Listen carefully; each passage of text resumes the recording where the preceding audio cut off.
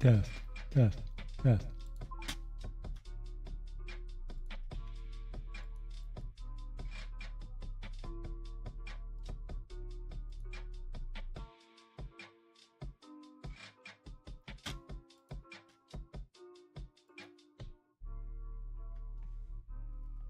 There are too many devices.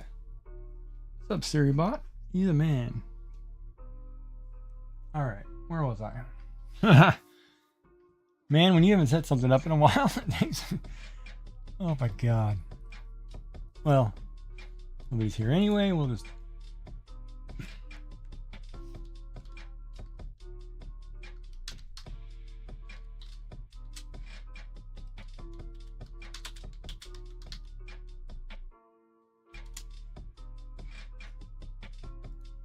Need to make a live channel.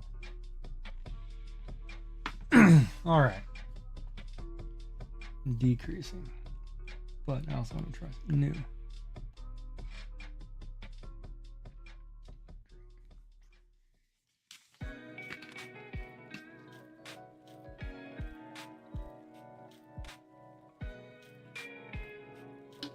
Man, my hair's doing something funky.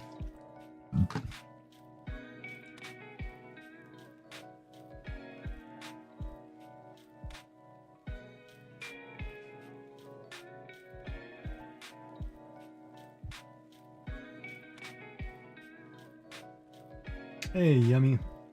How are you?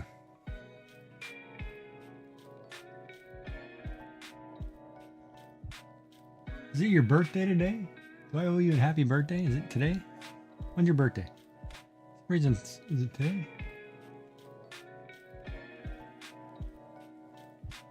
Oh, my camera is so far back. Hold on. Thursday. Oh, sweet. And then I'll wait till Thursday. Why did I think it was today or tomorrow? You gonna have a good party?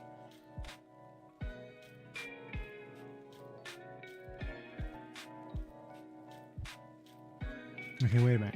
If I'm decreasing, it's 1 on, 2 off, cast 1, 2 off, 1. Okay, I remember. Gotta remember, it's been a while. Oh, what's wrong? Is that music too loud? Music sounds really loud to me.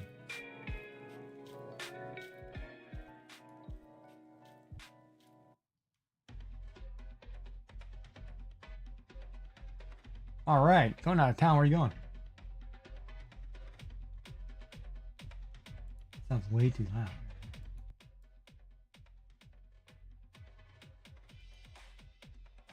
There we go. Probably better.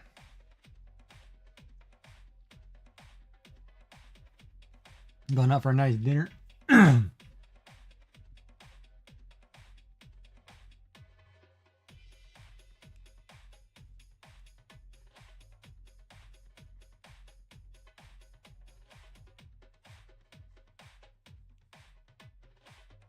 we'll cast 2, or we're going to downsize, or not called downsize, it's called reduction.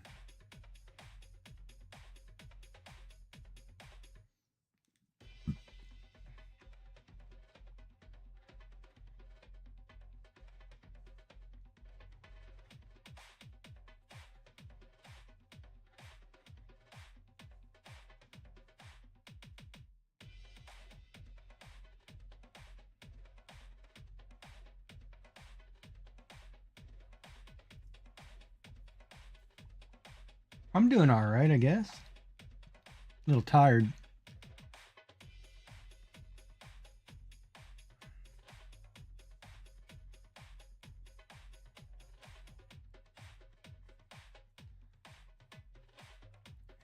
My mouth seems awfully dry too. I blame radiation. It's kind of, so it was a rough weekend for me, so I was kind of just relaxing, or trying to anyway.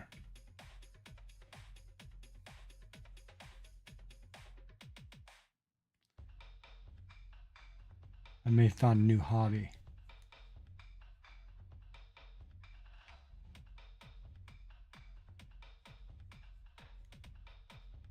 How are you? Still yucky. Didn't you go to the doctor for something?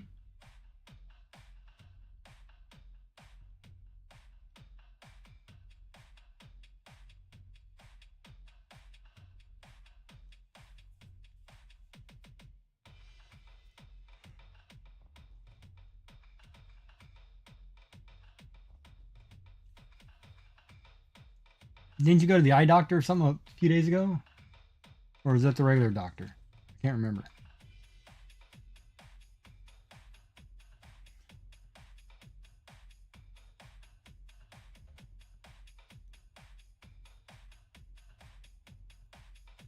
Yeah, I'm going to go to the surgeon tomorrow. Get a catheter port put in. Blood pressure medication. Uh-oh. What's that mean? You got high blood pressure, low blood pressure? Stressing too much? What?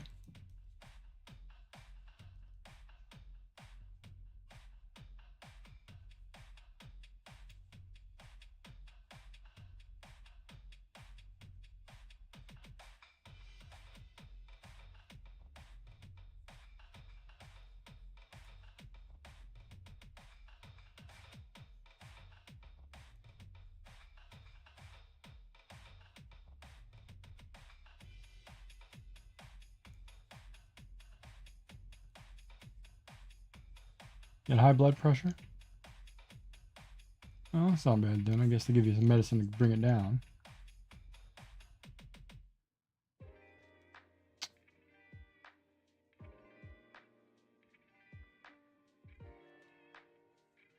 This is my third one. I started this one while I was in chemo, and I didn't finish it.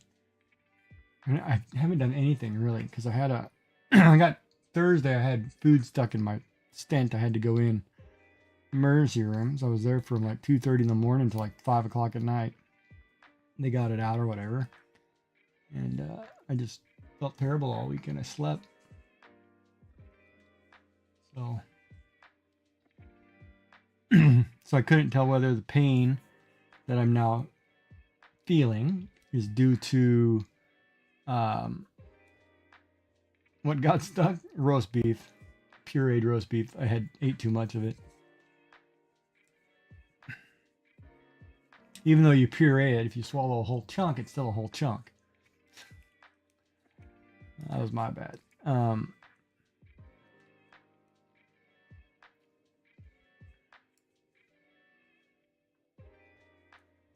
Oh, it happens. It's no worries. I don't need to apologize. It's good. I got it taken care of. But it made it to the fact when I got home, since I hadn't slept much on that Thursday because I was in the emergency room and whatever, because there was no point of going at 2:30 in the morning, and I had to transfer hospitals at 8 a.m. So I drove myself to the next one, kind of thing. What do you call it? I slept all day Friday. Slept like a baby. And then I slept all night. And then I was like, uh-oh. And then I got up Saturday. You know, I was going to do my thing. And I slept. And I was like, uh-oh. I was like, okay, so I don't know if the sleeping was due to the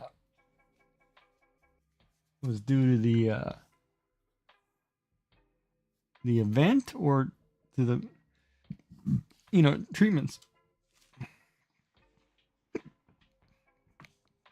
But they're telling me the treatments probably can do it too.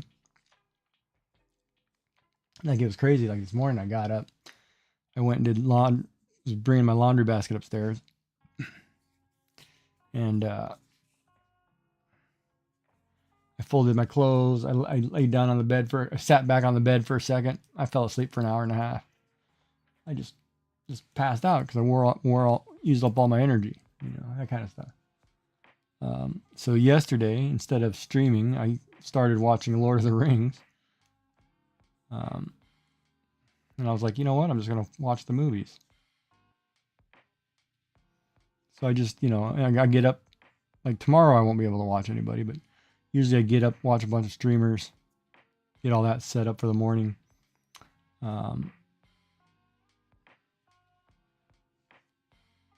and so on. I try to get through my day.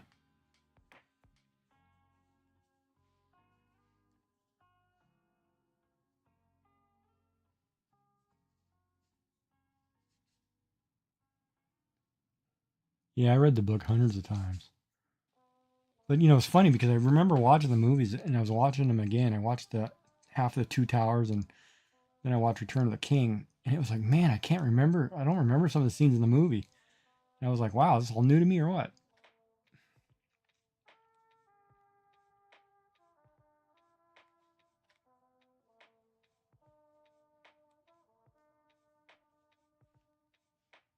Yeah, I need to read that.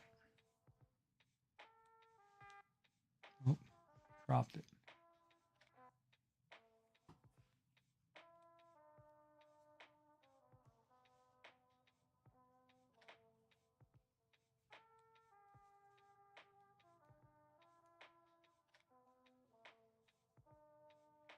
Oh, I got all kinds of pressure. Problem is you get tired, right? I can't sit long enough to do something. I'm trying to stay awake to do this.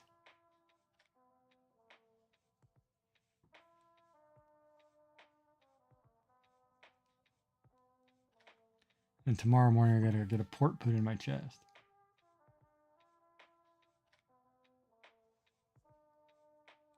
What's going on, YouTube? How you doing?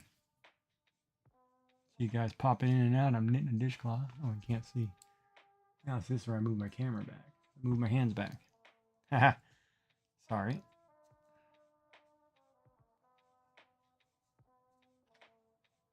Teaching myself how to knit a dishcloth. Ooh, and I found a nice toque pattern that I'm going to do next. After I do about 10 of these, so I can memorize this. Oh, I was going to practice purling. I'm going to do a row of purl, too. I forgot.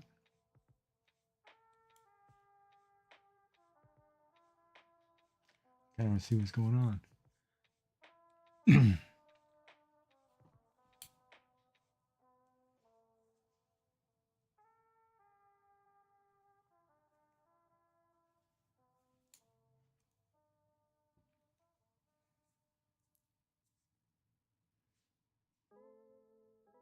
So you going anywhere special for your birthday? Like special place or just going out of town?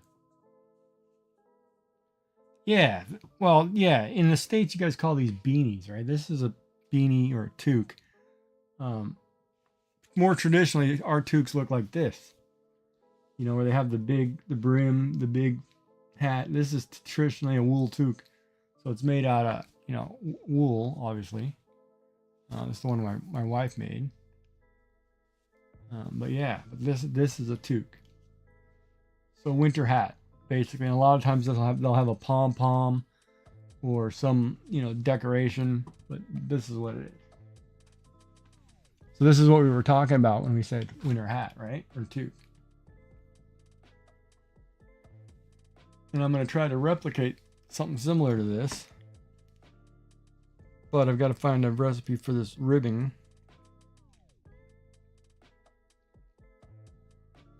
And otherwise, it looked like all she did was knit one, purl one, which I could probably learn.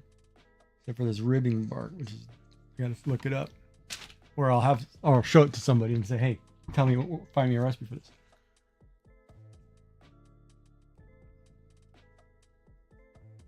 Man, I'm trying to stay awake for another hour before I go to bed because I'm so tired.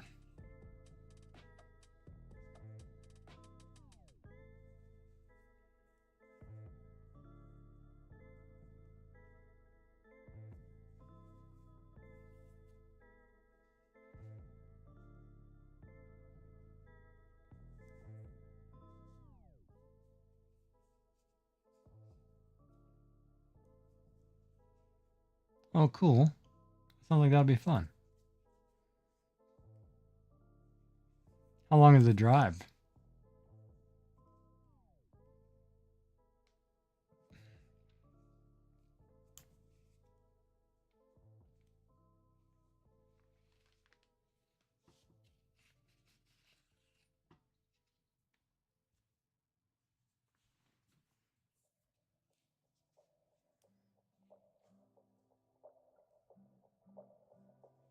Oh, ad break.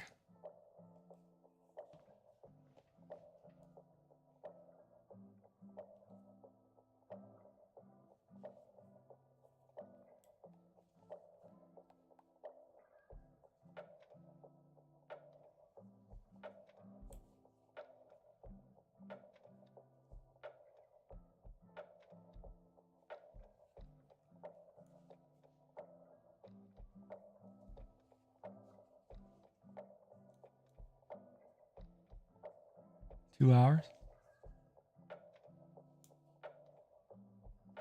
Not bad.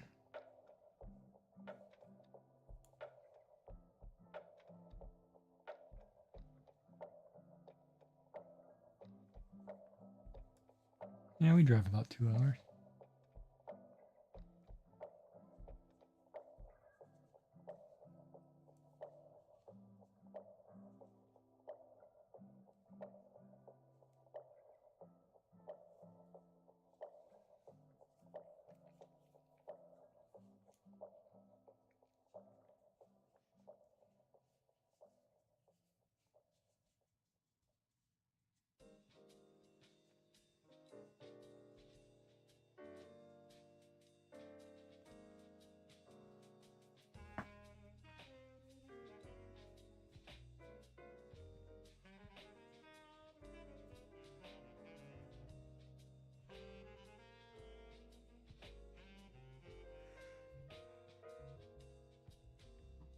Oh. Oh, I gotta wait for this ad break. And I gotta remember to run down and grab a boost because I can't eat in the morning.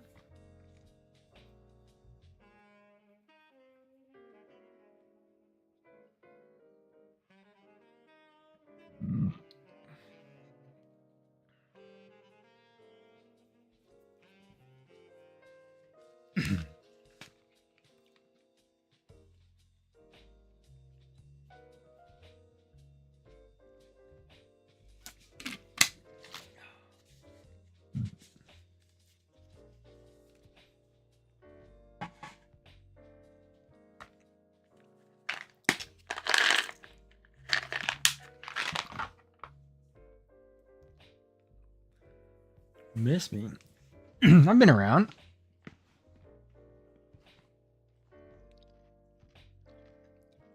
I've been supporting streamers. Watching a ton of them.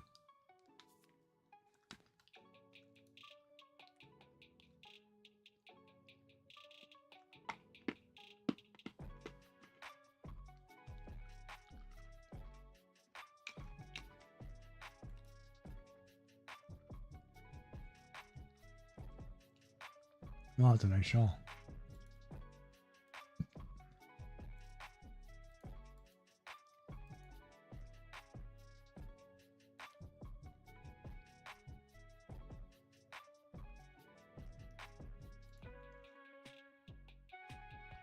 How come the traveling towel? Oh, there it is.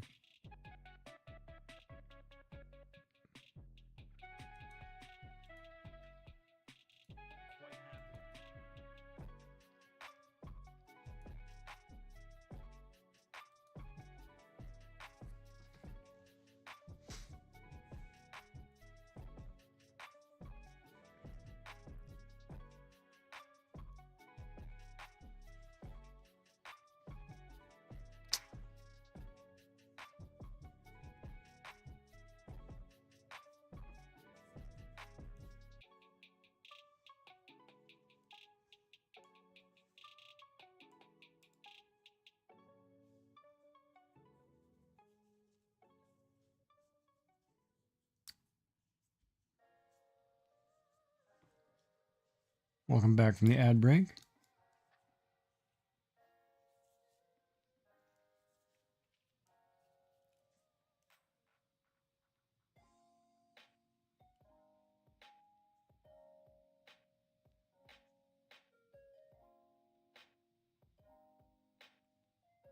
Oh, something totally wrong here. What did I do? Did I not drop that off?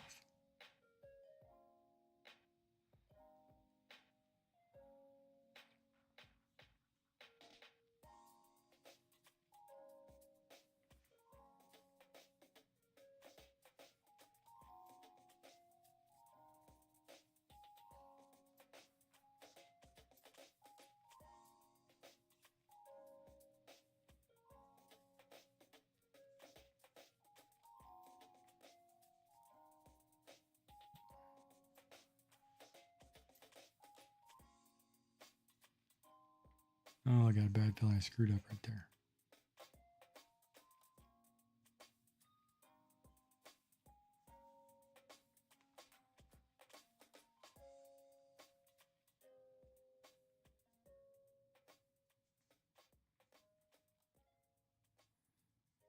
Sneaking.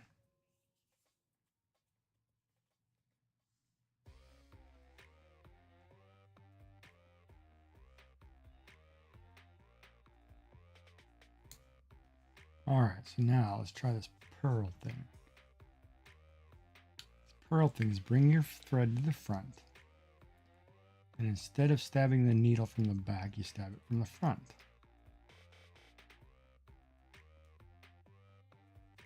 And take your thread around to the front. Pull it under. Oh, Jesus, that's hard. And drop off. Let's pearl this whole row. See if I can do this.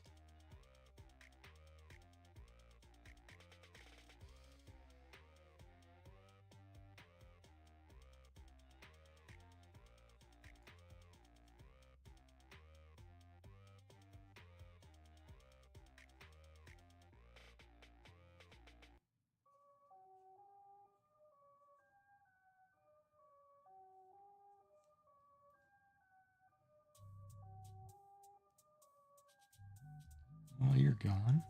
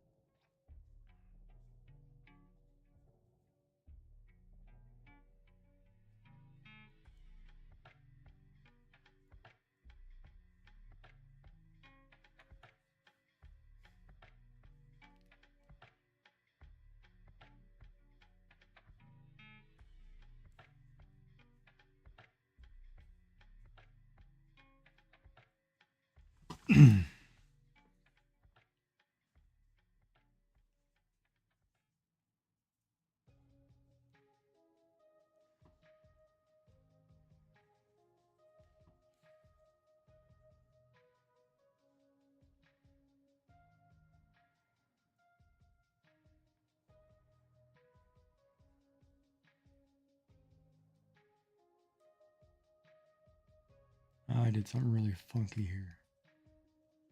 Oh, no, I didn't.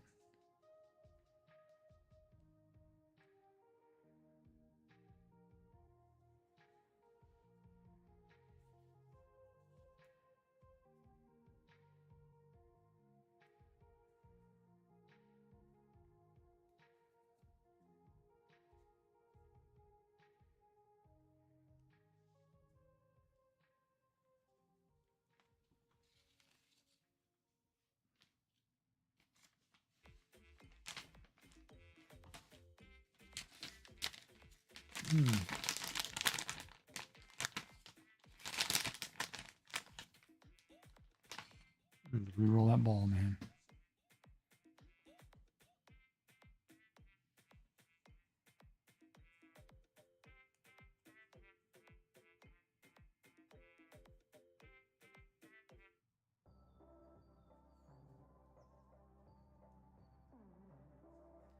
Yep. I'll be here for a little bit.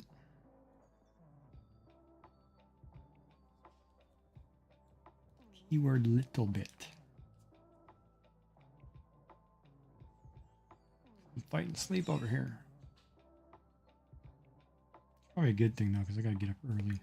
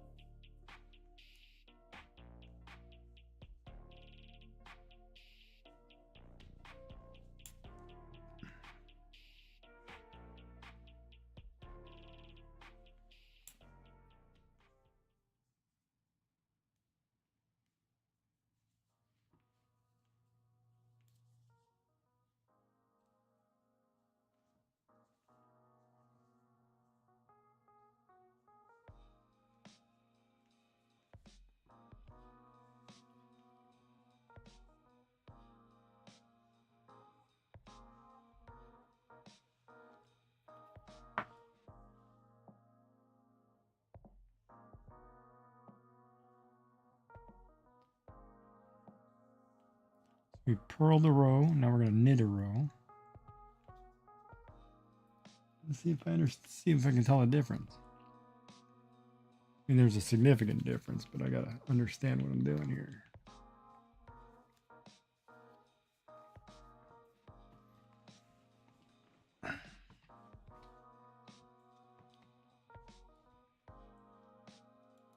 My back hurts.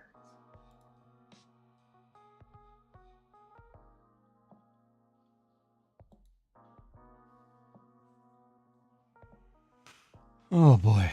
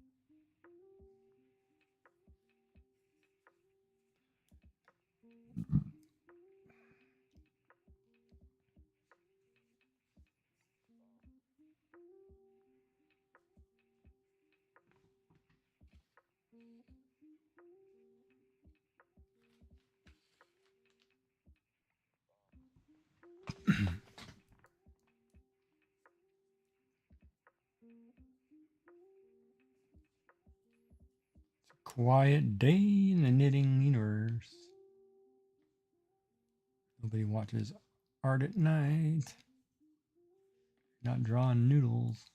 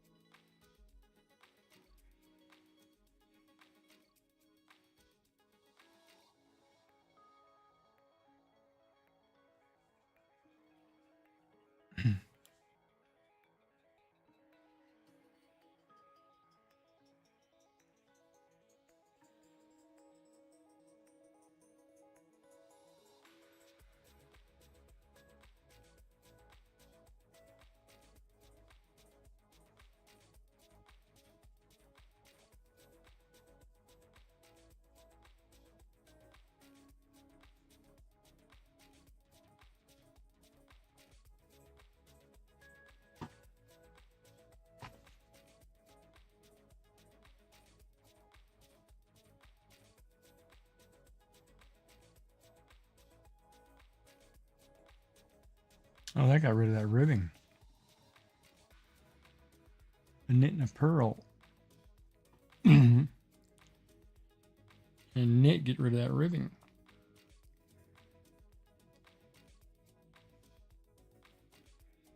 I just smashed my balls.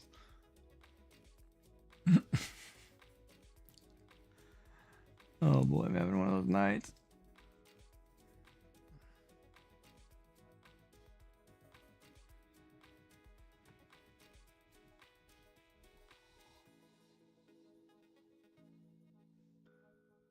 Yeah, it totally gets rid of that ribbing.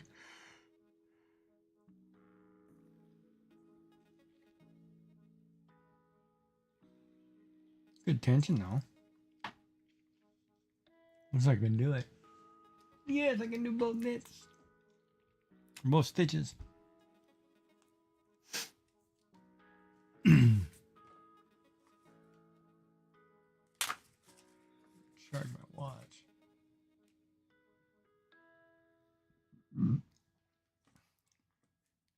It's full for tomorrow.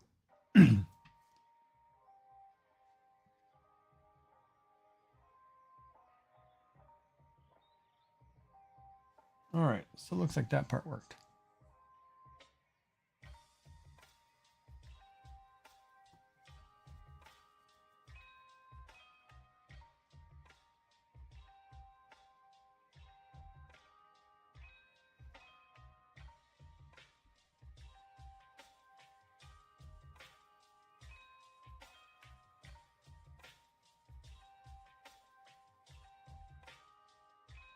Advanced overlay maker. What is that?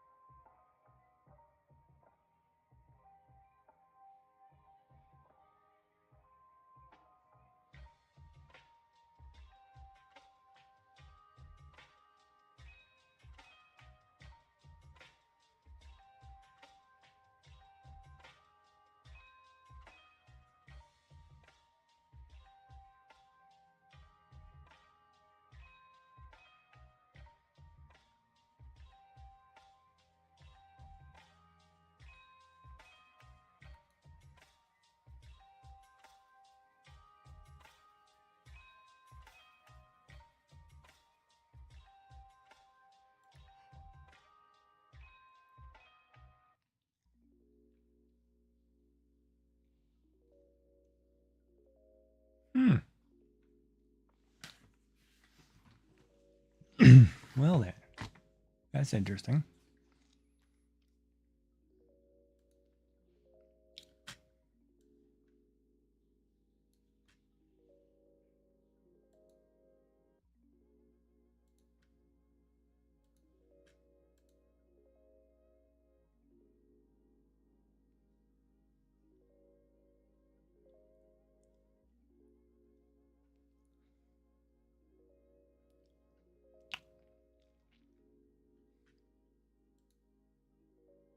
Man, when you're tired, you're tired.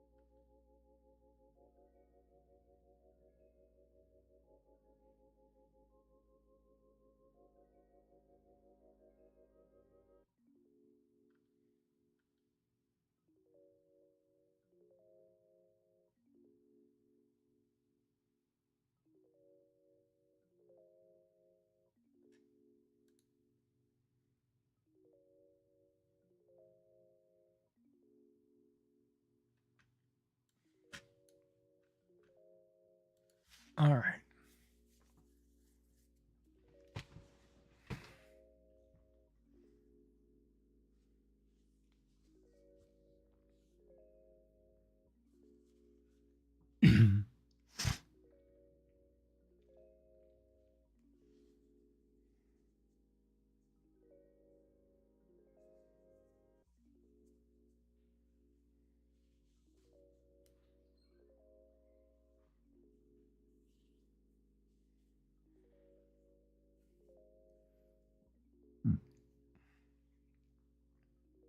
Come on.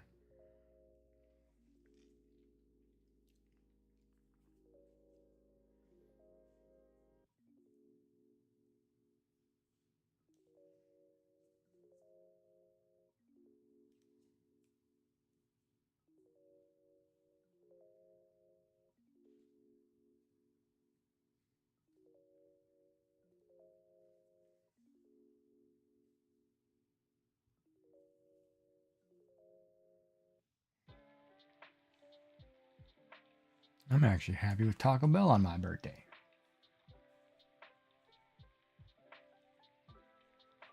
I'm just happy to be able to eat Taco Bell again.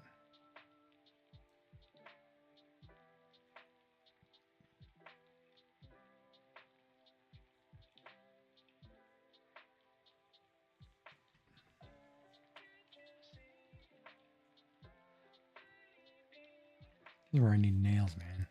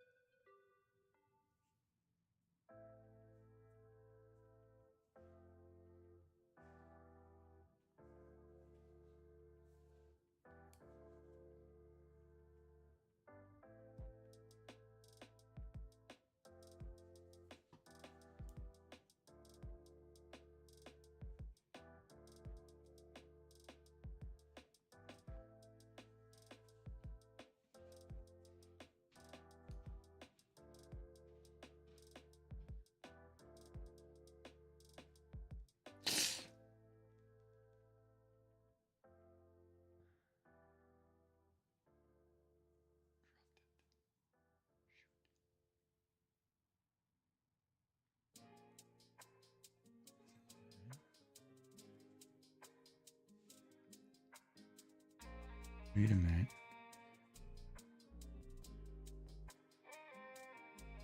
No, that's wrong.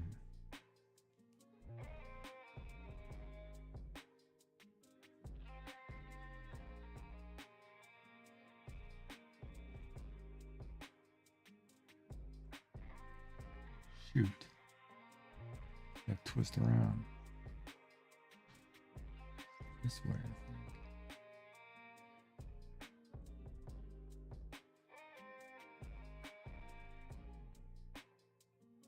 Nope.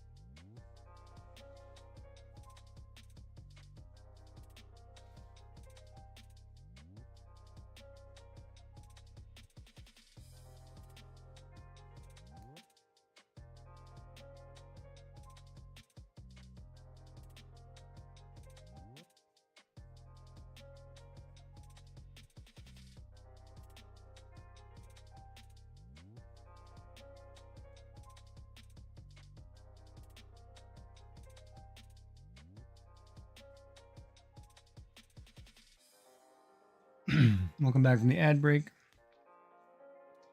Trying to figure out how to strap my towers. Okay. Hey, Shenanigans. How are you, buddy?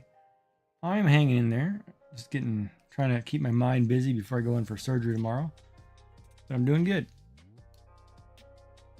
Doing what I can.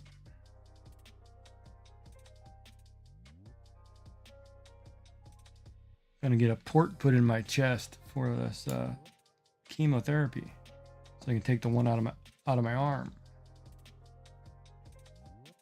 which I'm starting to like. But oh man,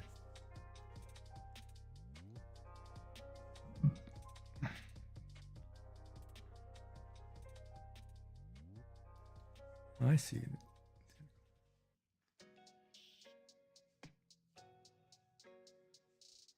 That star you cut the other day turned out pretty good. It looked good. How you liking the new CNC machine?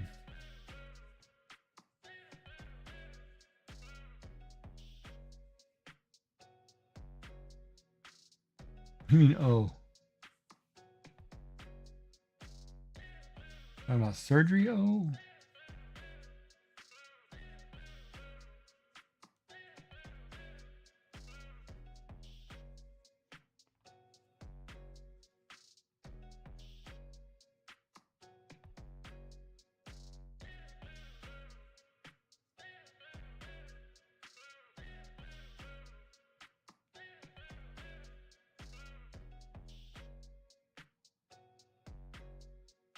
Ah.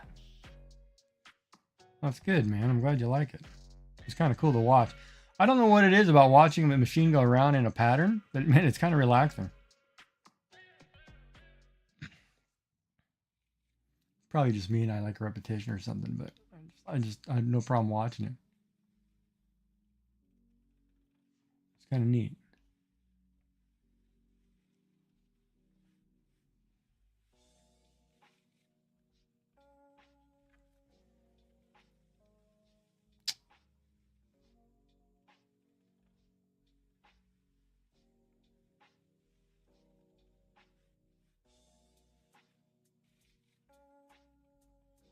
Forgot I'm dropping two.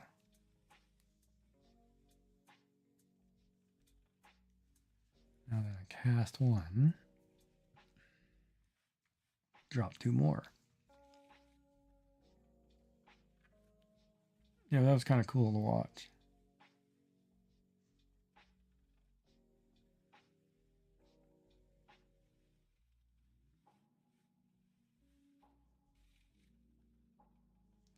Who else was I watching? Well, I guess the Moko team member Ushlu. I was watching her. She got a new machine that she just the resin printer, but she just set up the shields for. I'm gonna get ready to vent that and start doing that.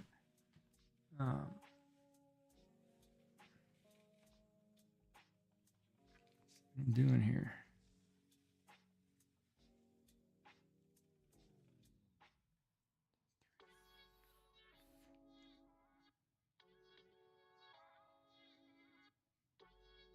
I think I'm back to normal right here, right?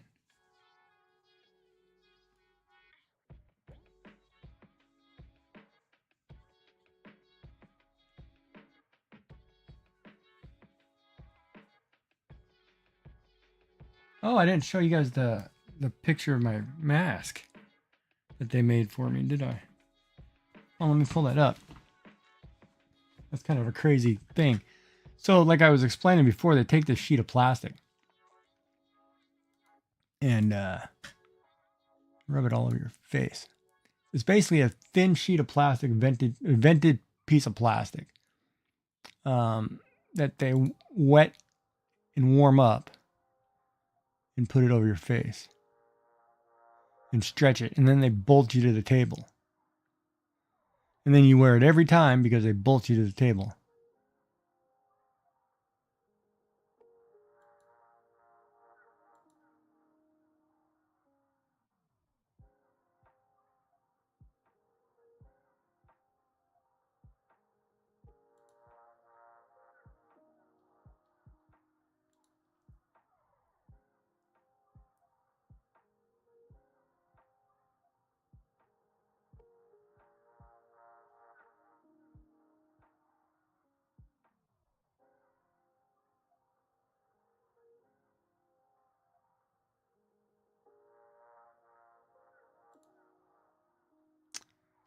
I gotta find out.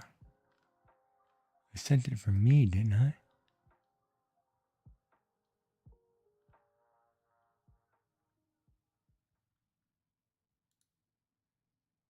Yeah, there it is.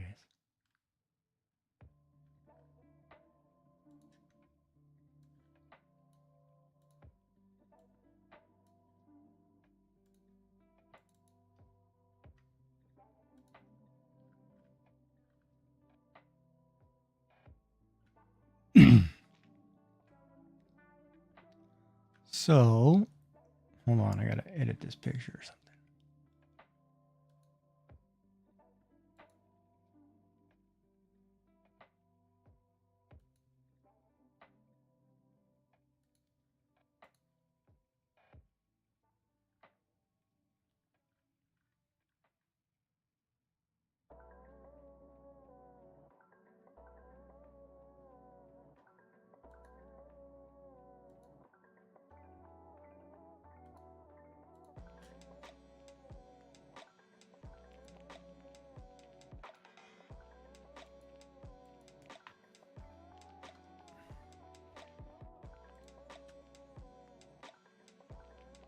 All right, so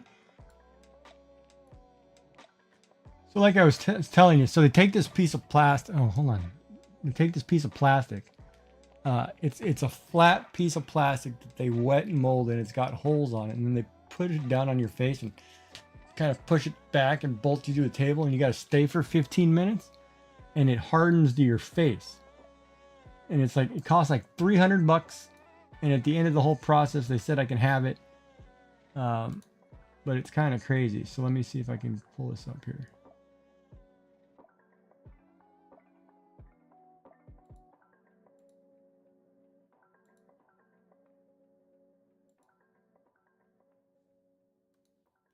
And it turns out looking like, so if you're claustrophobic, don't wear one of these, but it looks like this. So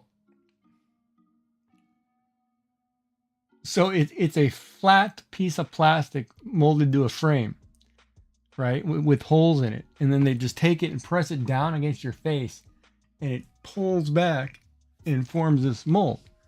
So that's what it does. And so every day when I go in for radiation, they put this thing on me and lock me to the table. At the same time, it's got 3 different laser beams that form grids on across your body, because they put 3 tattoos to line me up with the machine. That way the machine knows where the starting points are, and then they scan every day and do the process, and then, you know, send radiation through your body or whatever. But that's what that thing looks like. So it's kind of crazy when it's all said and done. But I get to have it when it's over, which is kind of neat because I have a mold on my face. So yeah, it's pretty wild when you think about it.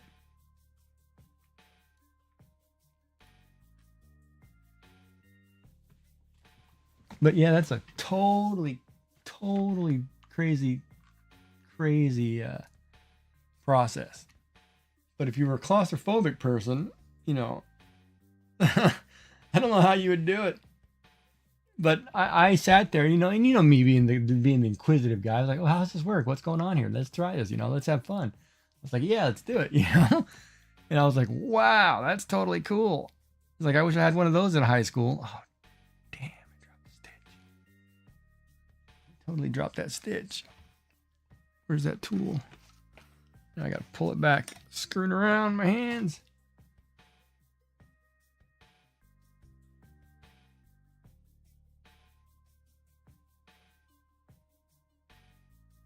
Crap, I'm going to drop 2 of them. That's going to be problematic.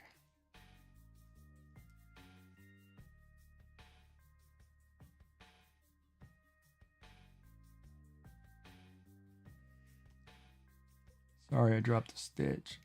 I got to figure out how to get it back to where it was. Oh, there we go. Couple more. Couple more.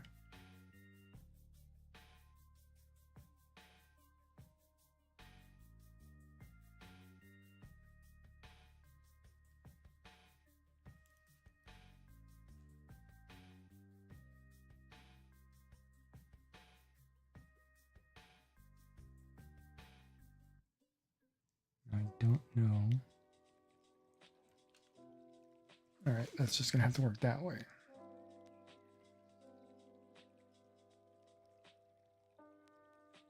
I'm not sure that twist went the right way, but it'll work.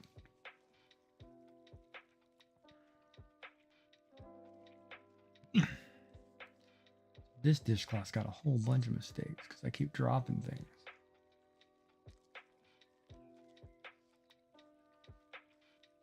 Now wait a minute here. Why is this one? Maybe this one needs a twist.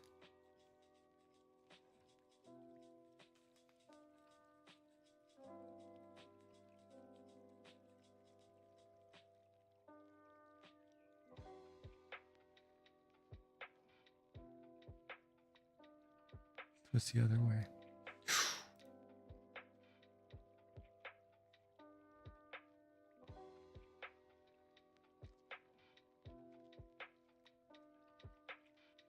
No, that's right.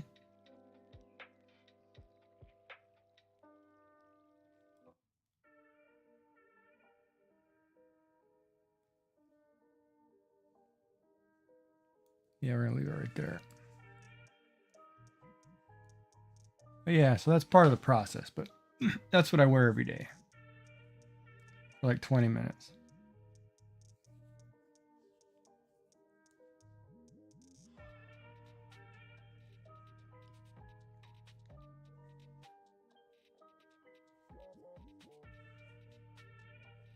Oh. Yeah, the WTF got caught in the auto mod. Yeah, but it's really crazy because when I looked at the plastic, I didn't think it was that thin originally. Sorry about the joke. What's wrong with the joke?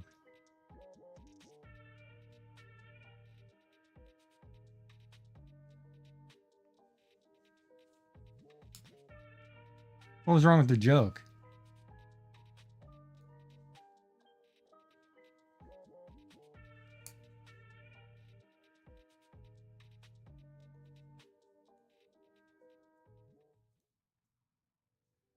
Oh, I got a dad joke I heard today, actually. And it's what's a forklift?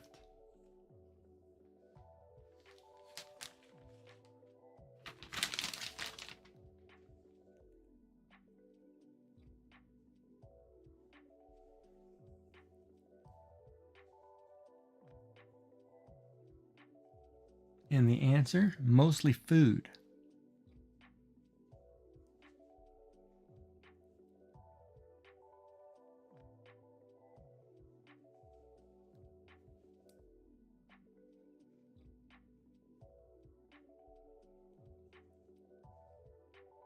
I think that's why they're called bad dad jokes. Otherwise they call them bad jokes, but they want to be nice to dads.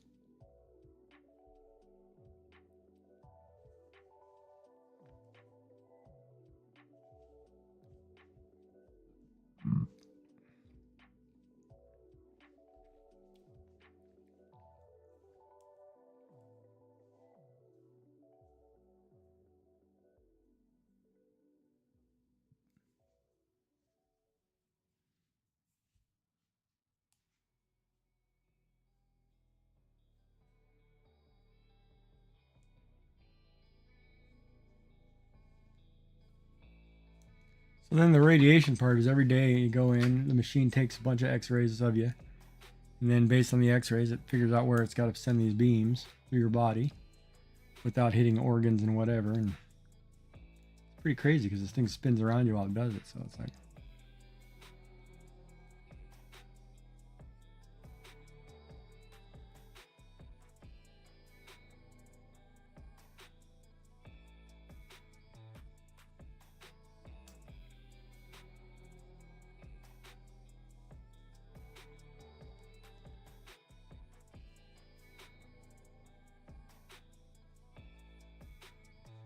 oh, I keep forgetting I'm downsizing. That's why this is getting smaller. I'm like, why is this getting so small?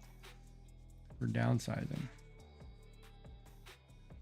We're at the home stretch.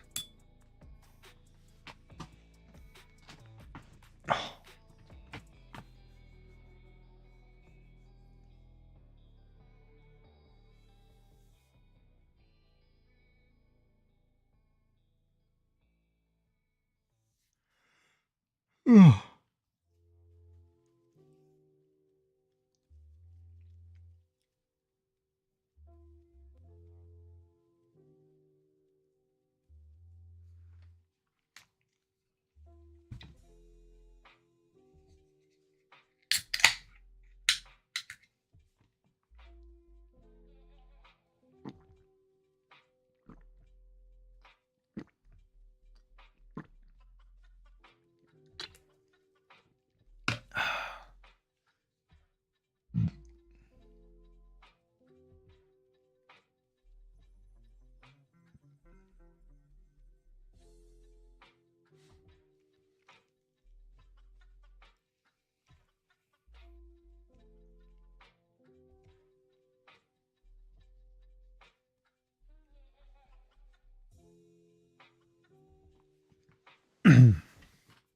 What, the mask?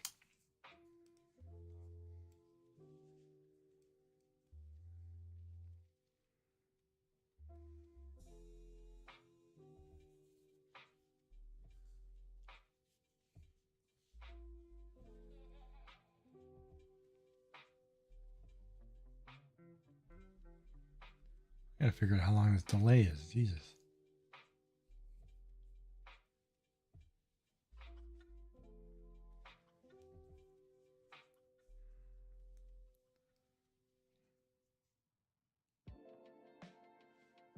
Well, if you're talking about the mask, I'm assuming.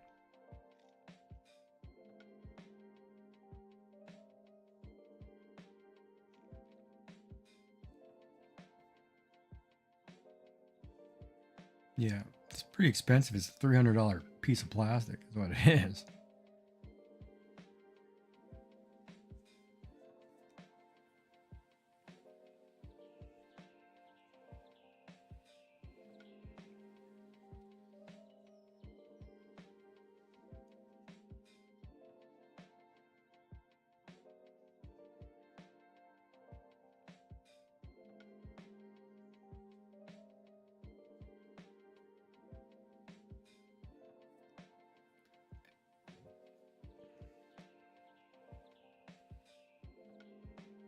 But I think the hardest part of this whole process is not realizing how bad you miss eating certain things. Just because you can't eat them because of the textures or whatever.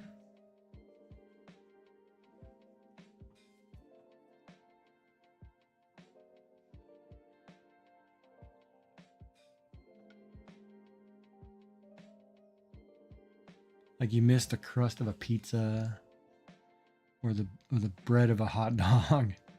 You know, things like that, right? You take that for granted when you eat them all the time, and then all of a sudden you can't eat them. It's like, you know,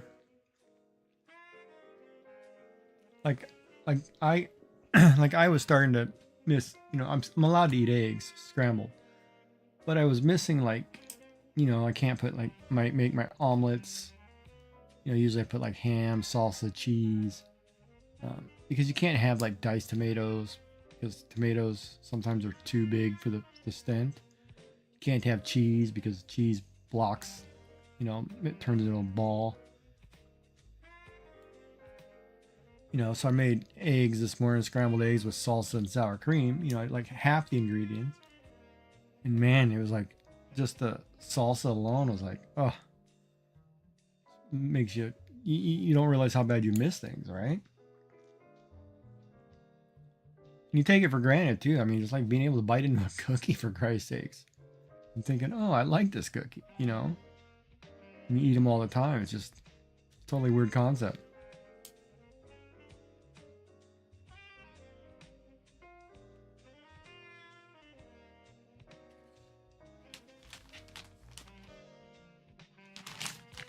If that makes any sense. If anybody's listening. If anybody out there is listening, it's going to test the emergency broadcast system.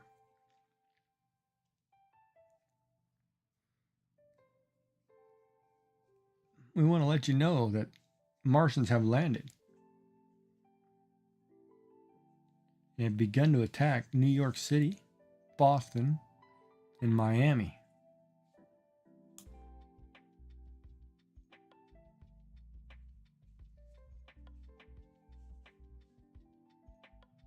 Yeah, the diet's tough. I'm getting to a point where it's like, oh, I'm running out of options. So then they send me this thing of protein powder to buy. And I'm like, okay. So I go to the pharmacist, you know, because they can order it. And I said, okay, I'd like to order this. And they said, well, we can't order one. We can order a case of 6. And I was like, okay, well, order a case of 6. I mean, how much is it? You know, it's like $22 a piece. I'm like, okay. I'm like, sure, I'll buy it, whatever. Just order me the case. And I'm thinking there can't be a lot of protein in this. I mean, whatever, right? So I'm looking at it, and they bring out these small bottles, you know, because they got it in today. And I was like, oh, cool. And I didn't have to buy the whole case, but I did anyway. So I'm looking at it going, oh, it's got 18 grams of protein. That's good. But then it says it's per 3 scoops. And I'm like, oh, okay. I'm like, this thing's only got, you know, it's pretty small. It's like the size of a large peanut butter jar or something. I'm like, that's got a lot of, not gonna have a lot of scoops. Like, let me better relook at that. So I made mashed potatoes and gravy and I put it right in my mashed potatoes, you know, tonight. Mixed it up because it's unflavored. And I was like, all right, let's see if this thing works. Tastes any good. I didn't even notice it, but you know, I got 18 grams of protein extra. I'm like, all right. Of course, it would have been better if I had ground up some ground beef and added beef instead, but or had a couple eggs.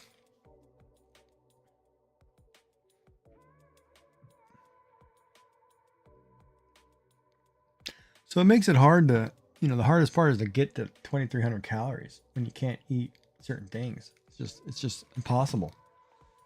You know, I'm not drinking Boost all day because it's Boost.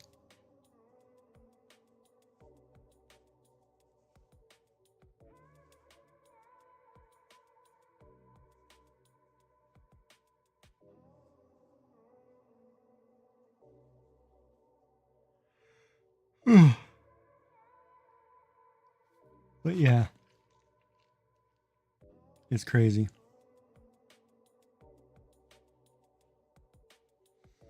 So tomorrow I got to go back to the doctor for a surgery for a couple hours, then go to the other hospital and go back for radiation, get a ride home.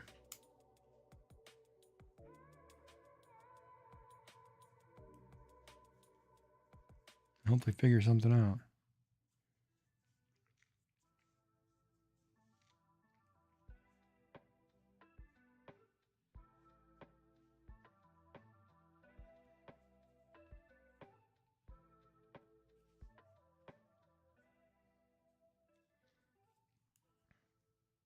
But they also tell me at some point during this, I may have to go to a liquid diet, which I'm not looking forward to. Because I still have another 5 weeks of this process. And I'm like, man.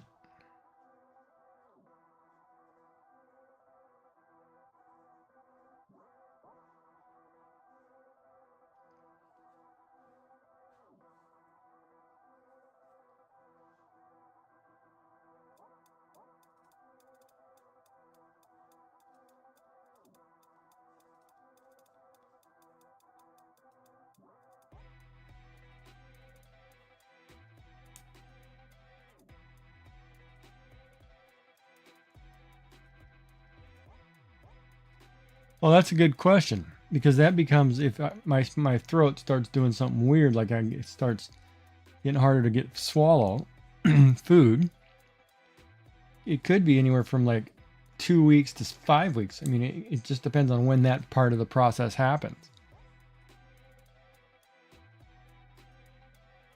Oh, and that thing about touching cold items that hurt you actually happened the other day.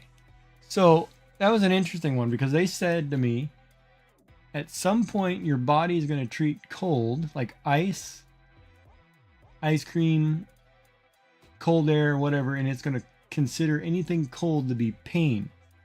So it'll send electrical shocks through your system to the areas that are affected. And I'm like, okay. I'm like, yeah, like I believe that. So the other day I poured a juice out of the fridge. And then I went to grab the glass and I did this, right? I grabbed the glass with 3 fingers like this across the glass. So you're holding the glass like this and you grab the glass. Because the liquid was cold and the glass was cold, those 3 fingers started to feel like they were being electrocuted. And I was like, oh, they are serious. That actually starting to happen. So I had to put it down. It was like, okay. And my fingers were numb for a good 30 seconds. And I'm like, okay, they weren't joking. That actually hurts. And I'm like, I don't like that at all.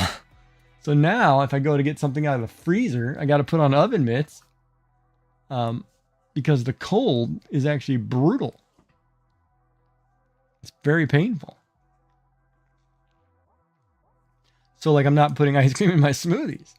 Because the other thing is, I have to let everything warm up to room temperature. Well, by the time I make the smoothie and wait the hour for it to warm up, I don't want the smoothie. Right? So that's kind of a deterrent. But I've got to figure out how to get liquids in, food in. So when I make my smoothies, I have to be cautious of what I'm putting in. Like I've been putting in frozen strawberries, but then, and milk instead of the Boost, but everything else is pretty warm, so it's not so bad. But at some point, I'll have to let it warm up. And I'm not drinking warm milk all the time. I'm not 3. Christ. Ad break. And of course, if you guys do not want to watch ads, we're in September. You get a discount for subs. You get a discount. You get a bigger discount the longer the sub duration too. So if you buy a sub for a year, it's cheaper, far cheaper than you would pay normally too. It's kind of crazy. It's kind of nice that they're doing that, but I need to get more viewers first. By the hundreds. I need to figure out how to get 500 followers really fast for people who actually will watch me. I need like 50 people at all times. I don't know how to do that. Guess I should have been a girl. No offense to the girls. It's like in the bag for them.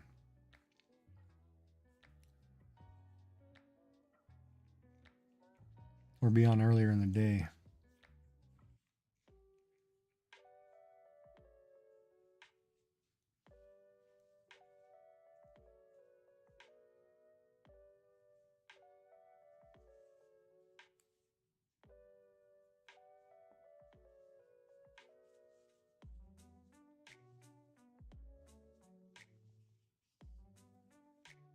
Like I'd really love for one day for Pirate Software to just raid me with 14,000 people, and they sit here and stay for 3 to 4 hours. Man, you'd be a partner overnight. It's insane the number of people he has on. But he's been doing this for years. And he's good.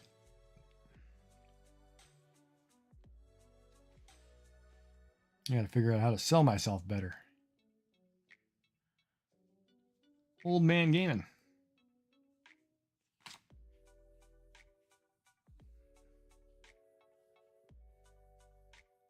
What drawing? The newer graphic stuff?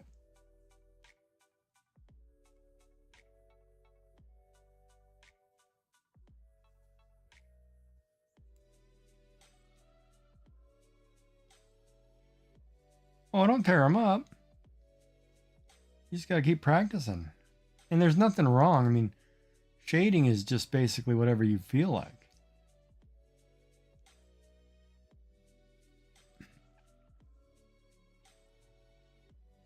But the whole point about the process, the neurographic, the whole thing is about the process.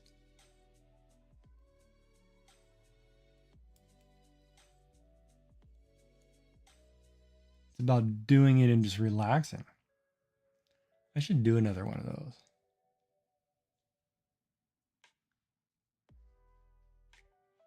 I need something to focus on though. I need do a sunflower or whatever.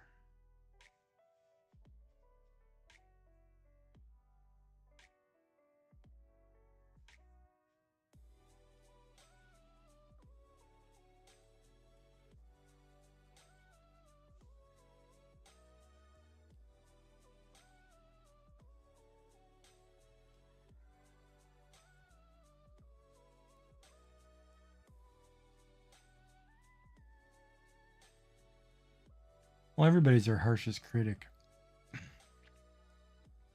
But art is art. There's no right or wrong to it. Because if you can't do realism, you just do abstract. You know, it doesn't matter. Then abstract becomes cubist. You know, it's just draw. Everything's different. Nothing's perfect. I mean, we're definitely not all crafty lady. For Christ, man, she's got an eye.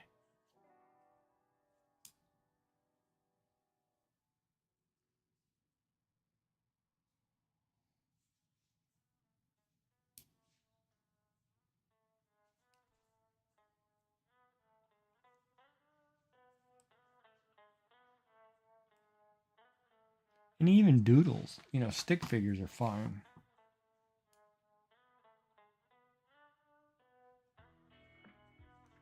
Oh, is that showing my desktop behind me? That's not a good thing. There's files right there.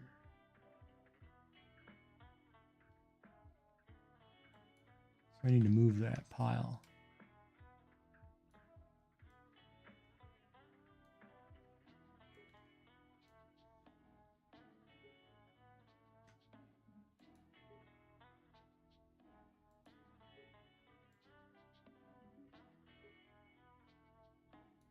Yeah, no, that's got personal files right there.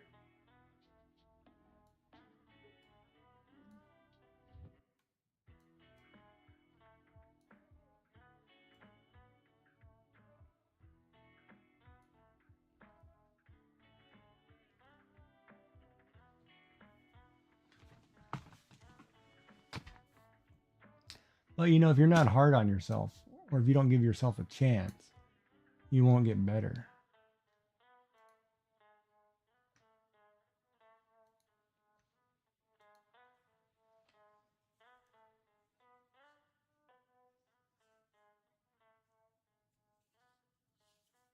And the only way to get better is to practice. And don't worry about the shading, just color everything in. Because you're talking about doing the black in the corner where lines cross? Or are you talking about actually shading a cell to give it depth? Which one are you referring to?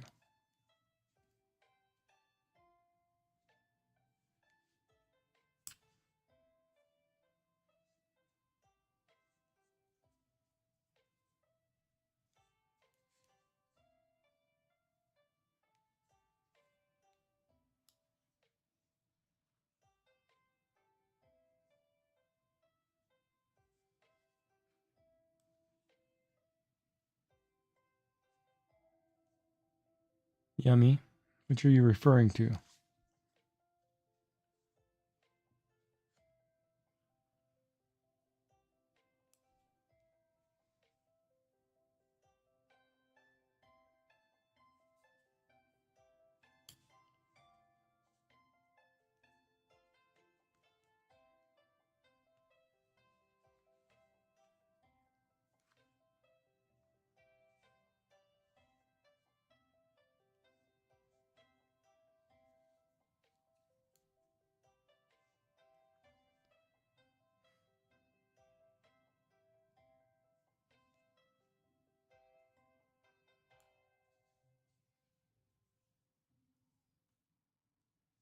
There's no shade.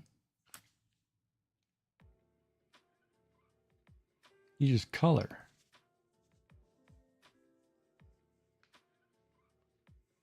Like, for example, let me pull something up.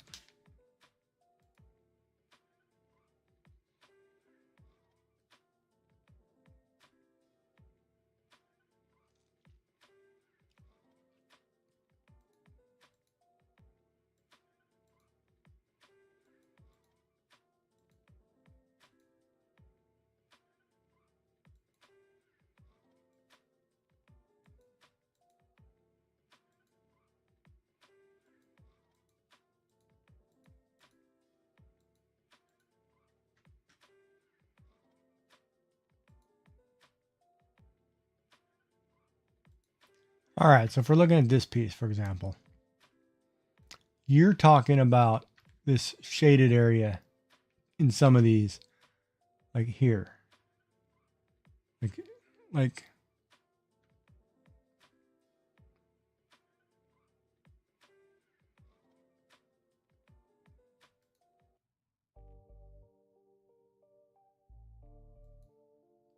you're talking about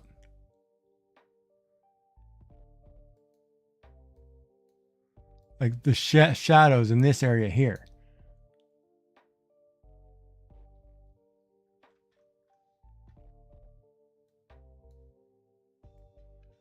Right? You're talking about shading this object. So that's the step at the end, right? And what happens is you pick a direction and you shade each in the same direction.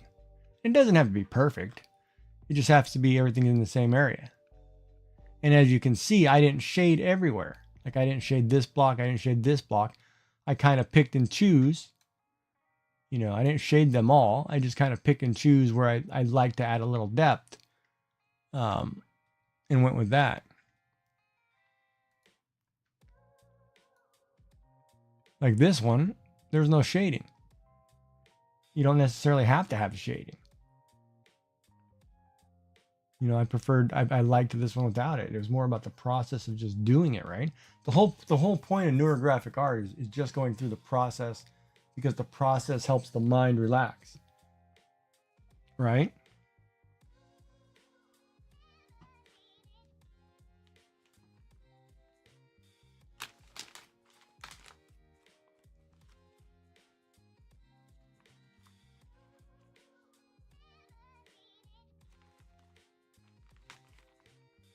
But that's all it is.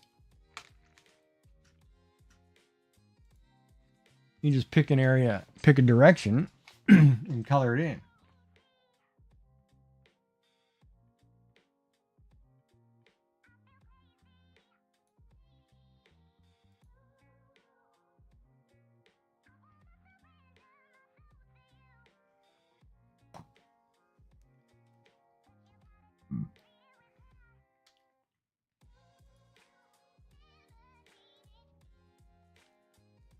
Does that make sense? Well, now the question is, do they look gross? Some of them will look really funny to you if you have too much black, if you have too many lines. Right? So sometimes doing too much can be very harmful. So if you want something happy and cheerful, the happy and cheerful is based on the colors. One, you want brighter colors. You don't want a lot of dark colors.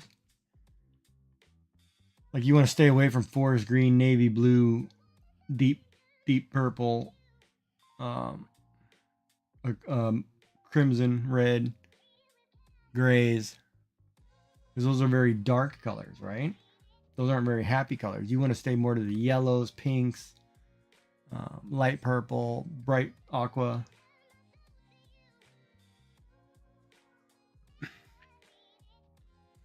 You know what I mean? Like you can, like, here's a prime example, right? Look at a sunflower. Look at a field of poppies or daisies. You know, they're all bright colored, right? Versus, you know, a moss covered forest. It's all dark colors. So, you know, what makes you happy, right? And that's what it comes down to. It's a color thing. A lot of art is basically color. Being able to use color effectively. You know, because you're trying to make the mind see something that it enjoys. Right? It's like when you go somewhere for breakfast, right? You go somewhere for breakfast, you don't want dinner. And if they got dinner food, you're like, well, wait a minute, I wanted breakfast. You know, and your mind automatically goes to this negative place, right? You have to give the mind things it likes. Right, exactly. And pick brighter colors, right? That's all it is.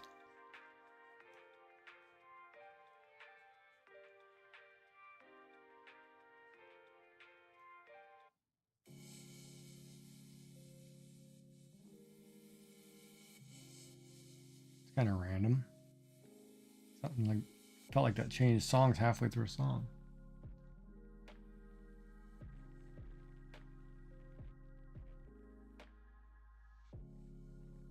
But if you ever want to critique, or you want somebody to say, hey, you know, you should do this with red, or do this with whatever, I'm more than happy to give an opinion. But ultimately, it's your work. You got to do what makes you happy. And you have to be thinking happy thoughts too. I mean, if you're sitting there and you're all angry and pissed, you're not going to draw a happy picture. It's impossible. Because your mind's already in a negative state.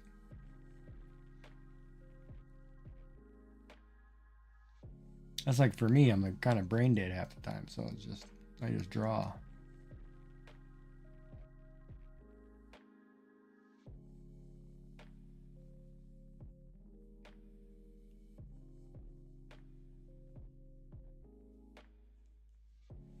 But the thing is, when you just draw, you need to have a subject. So, you know, start with, you want to draw happy, draw like a flower, a daisy or something on your piece of paper. You know, circle, big ovals, you know, about 10 leaves or whatever, or 5 leaves. Then draw your lines all over your paper, not too many, keep it kind of light, and then go in and do your stuff. Right, so do it like a doodle. That's the whole thing. Process it like a doodle. Because half the times when I do these, it's just do them. You know, add circles, add squares, add triangles, and then just draw some lines. For me, the best part is the black. And then I love picking colors after that. You know, that's always fun. And then other than that, I don't care about the shading, because I've already completed the process in my head.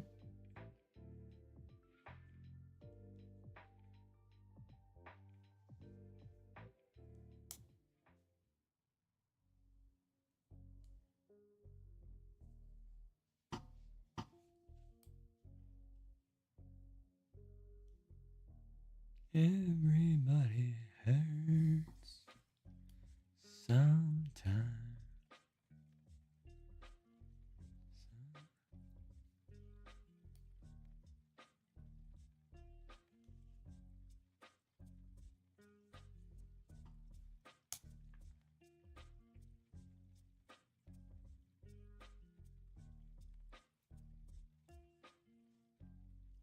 And what are you using to draw it with? Crayons, pencils, pens, paint.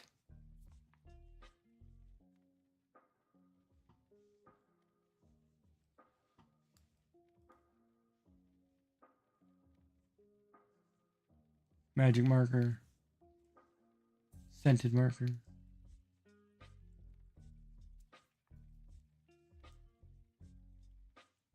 Color pencil. Okay, so here's a question then. If you're using color pencil, if you're coloring a green square, are you shading it with a darker green, or are you shading it with a like a gray or a black? Because that might be your problem too.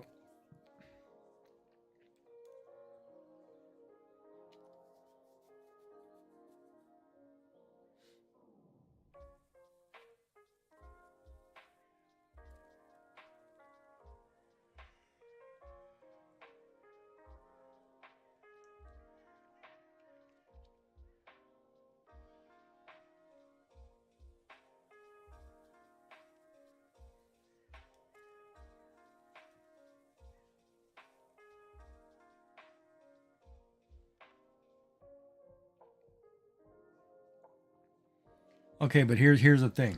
Say for example, you pick a lime green, right? You don't want to use a forest green to shade that. It's too dark, right? So if you're doing something happy, the shadow just the color just needs to be just a step up. So if you have a box of color crayons or color pencils, there's usually 5 greens in a box or something like that. Just pick one shade higher.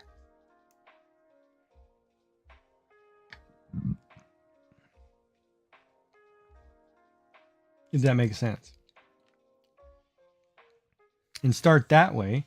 And that way the shade is close, but not too dark. Because sometimes if you make it too dark, it stands out and it takes away from the light colored square or circle or whatever the object is.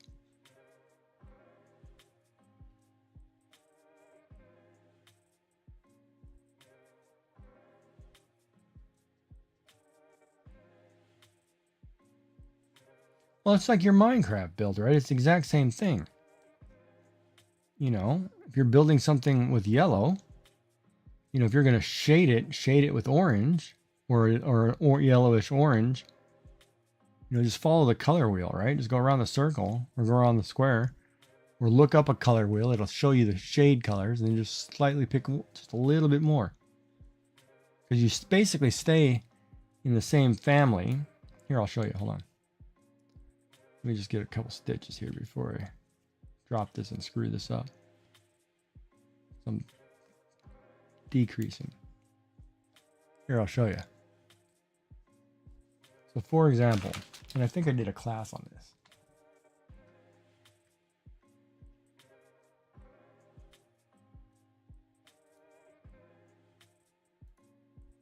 All right, so we're looking at this color wheel, which I don't think I can make bigger.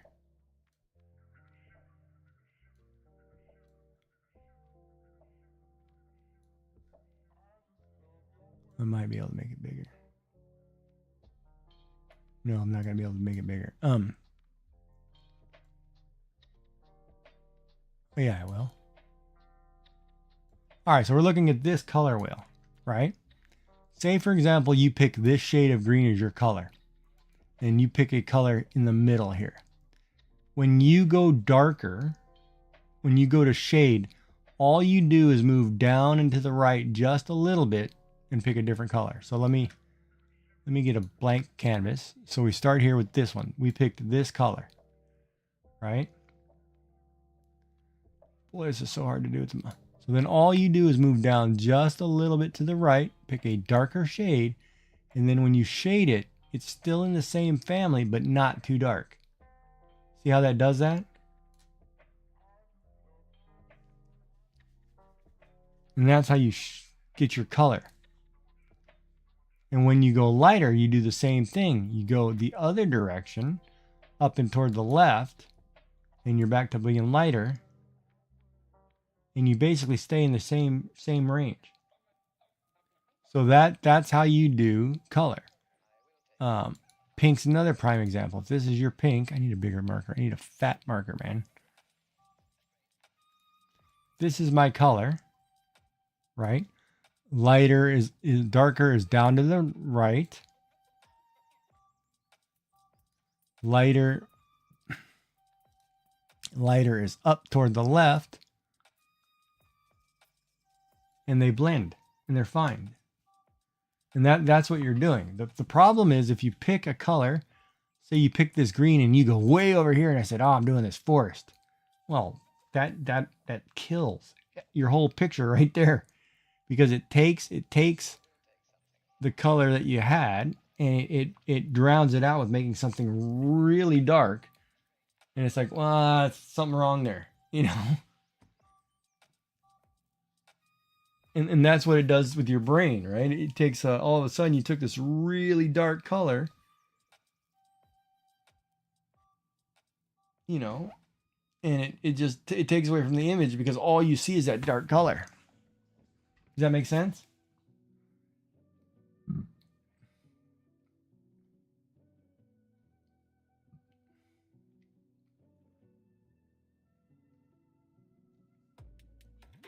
So what you should do, and what I typically do when I'm using color pencils, if I don't have them all in the box with the colors in the right order, if I grab a blue, I grab 3 or 4 blues, put them side by side on which is lighter, which is darker, and then I have a shade, I have a whole spectrum of color, like I did here on this bottom. I'd grab 3 pink pens, and then I would know, okay, this is one in the middle, I have the other 2 already ready, and they're all there. And they're not too dark, not too bright. It's the same thing if you went blue, right? If I took something and said, oh, I'm gonna make this blue, like so, then I wanna go darker. Then I want to go back to it and I want to go lighter. And see how that blends, and they look fine together because they're all the same, basically in the same color wheel. But if I said, oh, I want to go really dark, well, hold on, looks funny. Or really light, oh, it turned to gray. You know, it's too much of a contrast. See how the too light or too dark can be a problem? You just have to move one step or two steps. You know, whatever crayons or pencils you have. It doesn't have to be this huge, because most, if you have a 48, you know, I don't know, I usually buy the 64 colors. I actually have a box of pencils sitting around here somewhere. Probably on that shelf.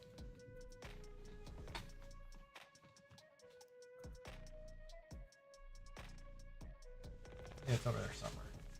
But I have a box of, you know, pencils.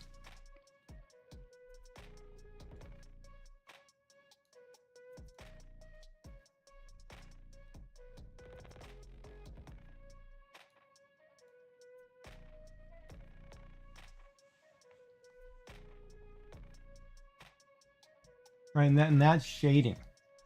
It's in steps. And a lot of times too, the other thing you can do, and here's a good thing. This is another method you could do. If you pick, say you pick this blue, then you got another green square, then you have this purple square, right? And then you have this red square, and this is all this. If you pick the same gray, we'll say, and you shade every one of these in the same area, right? This also works to a degree because the shadows are all the same color.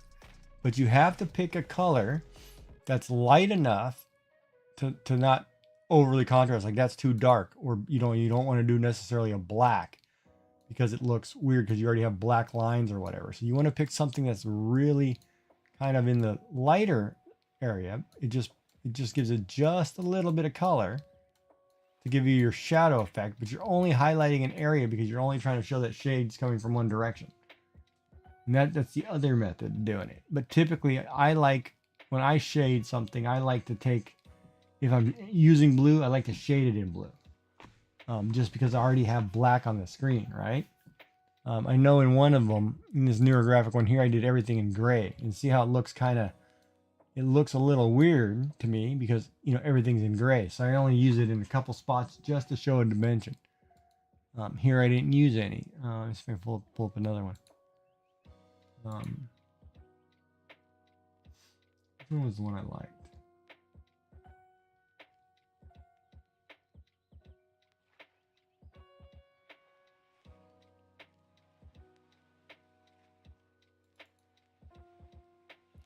Now this one, everything is gray and it works because it kind of gives it the washed effect, right?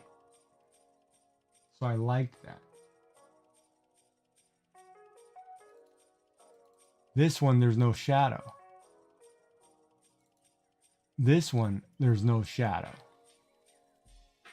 You know, you don't necessarily have to have shadows. This blue one, I did everything in black because I did all the lines in blue and I didn't like necessarily the way it looked, but it gives it, because the lines are in blue, it did something kind of different. So I liked the difference. I did like the difference. But you don't necessarily need the shade. But if you do shade it, you know, similar to what you're doing, right? Yeah, you just gotta keep trying. You'll get it.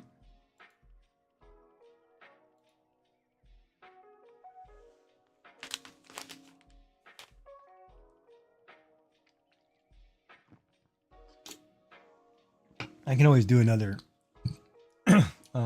newer graphic too. I just need to pick an object I want to draw, because I don't have any emotional moods at the moment.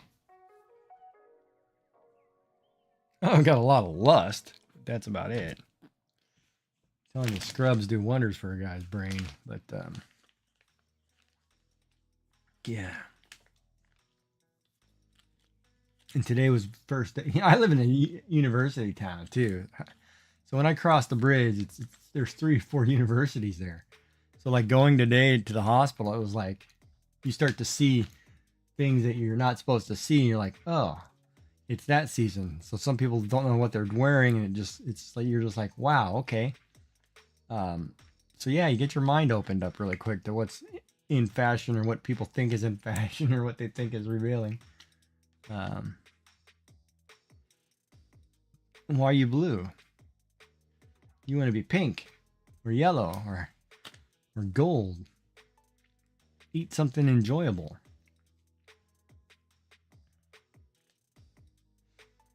I was blue all weekend, and I had salsa, and I felt better.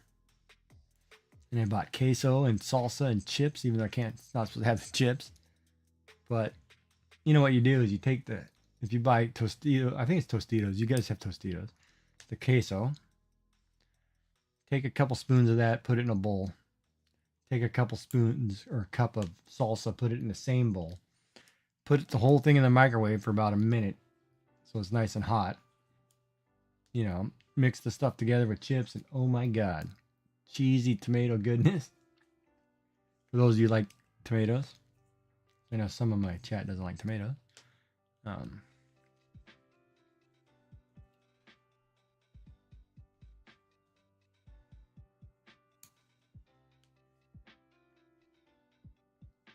Gotta like salsa.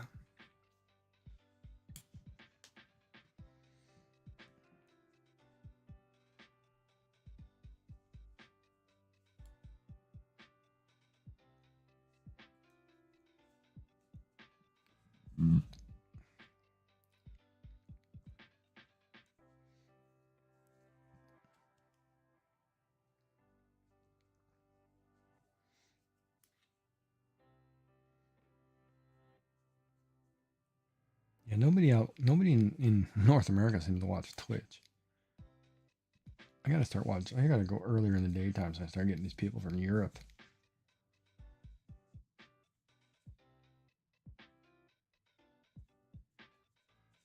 Because they're the ones who seem to watch multiple people. I don't understand. Ad break. Take a second here and let it sit.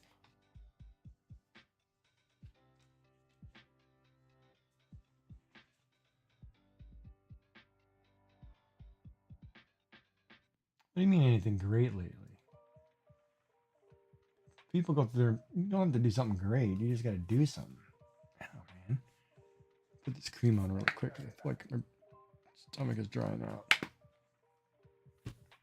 Why didn't you listen to me?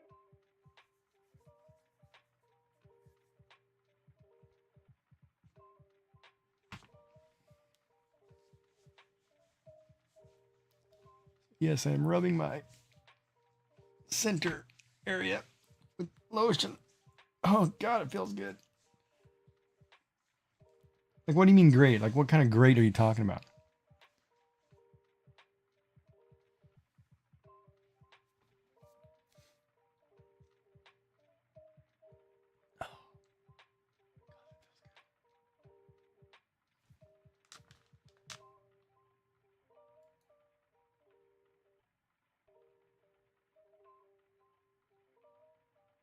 I can't believe it, man. This guy has got a webcam in California just watching his backyard birds.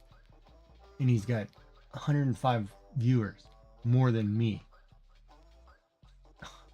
I'm doing something wrong.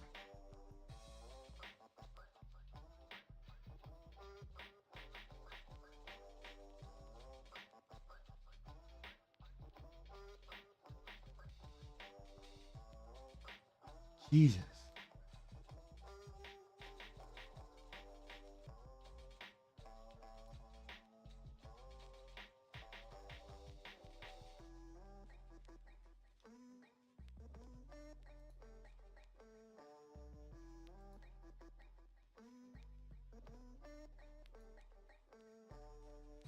I feel like we haven't done much of anything. Well, what do you want to do?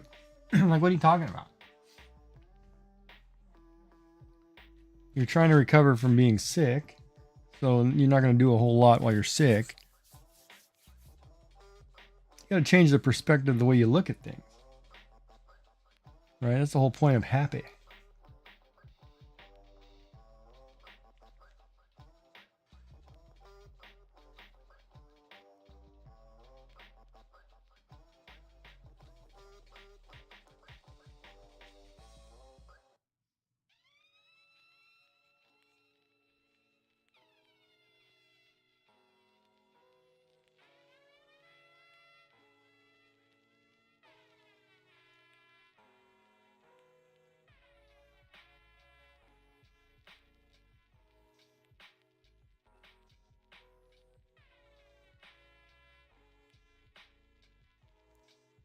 No, you don't have to talk about it if you don't want to, but if you want to talk, I'll listen.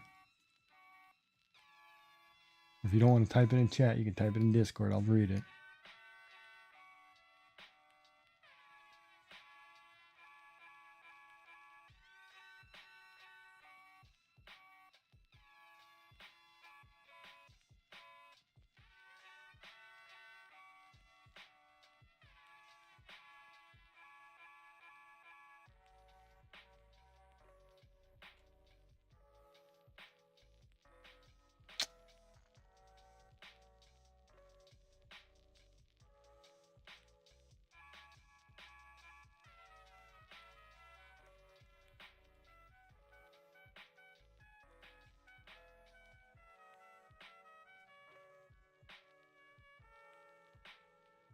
You've done a great job on your build, so you've definitely accomplished something.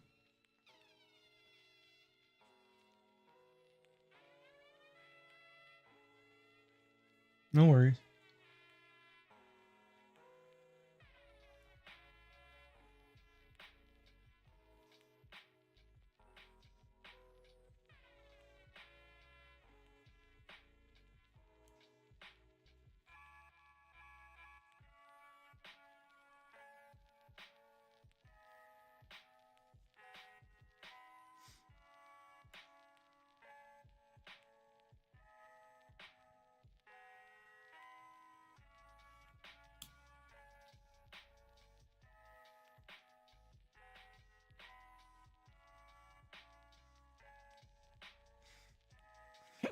Gossiping neighbors.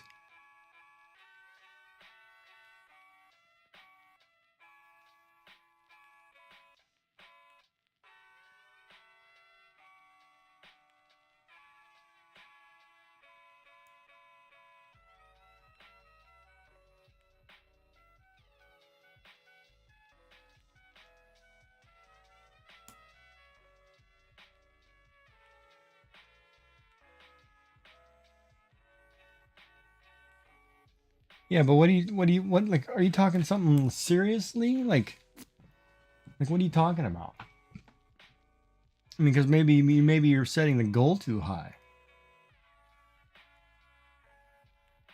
Or are we talking like doing a craft and you just can't get motivated to do the craft kind of thing?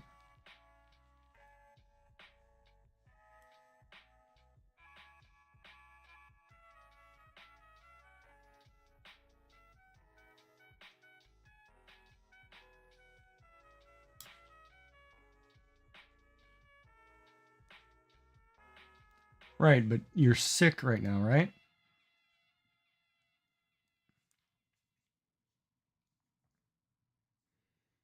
And you're putting these lofty expectations on yourself and you're sick?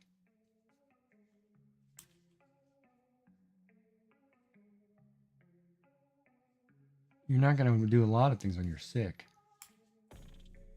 And if you want to write, you just got to put aside time and write.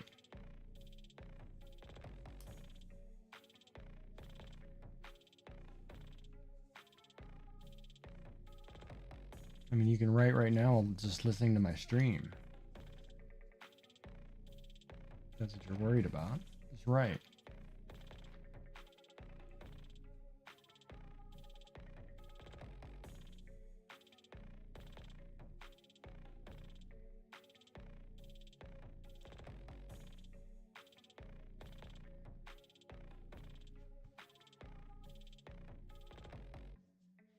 And journals would scare me. I don't know where to even start with one of those. I watch Scuba Lou and Crafty do it all the time. They make it look so easy. And I look at this pile of stuff and I'm like, oh man, I can't do that. Like scares me for some reason.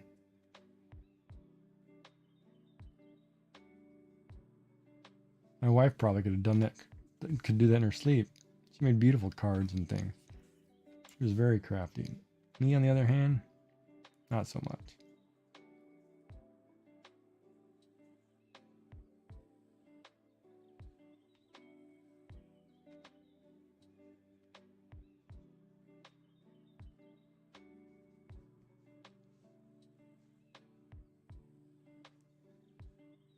But, you know, everybody's got their own talents, right?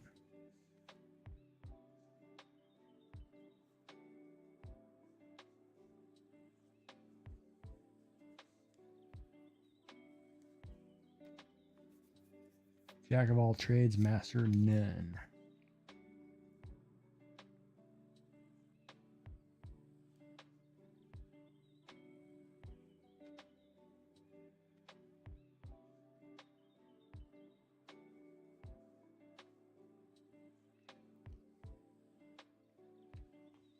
Like, I mean, you want to talk accomplished, you know, let's look at me, for example. You know, I try to put a stream on for people every day. I don't feel accomplished. I don't feel like I'm growing. I don't feel like I'm doing anything. You know, I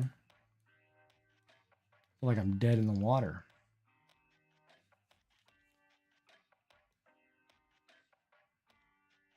You know, when I'm on other, it's always interesting too, because when I'm in other people's streams, they're very positive and they, you know, they give you hype and talk and whatever, but it really depends on their clientele or their audience on how well they perceive other people.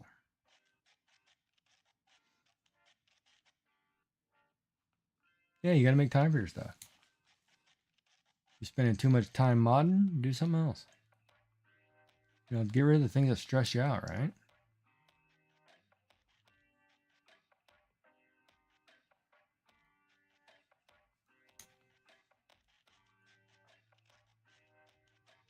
Like a lot of my streams are going to change to IRL streams once the surgeries are done.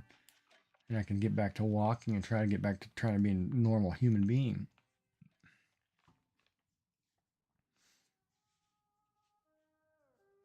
You know, right now I'm like a bubble boy. Can't be around sick people. Gotta be very cautious. You know, luckily I'm not working right now because there'd be no way I'd make it through a day. I'd probably get fired from sleeping all day.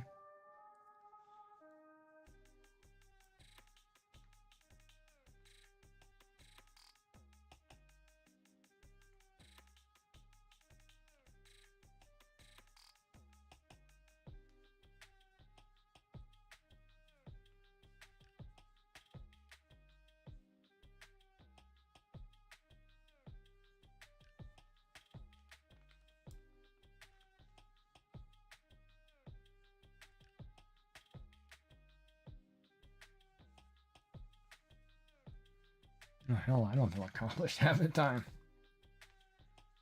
I feel like a failure most of the time when I'm doing this stuff. It's crazy though. How am I feeling today? I'm feeling pretty good, Molly. How are you?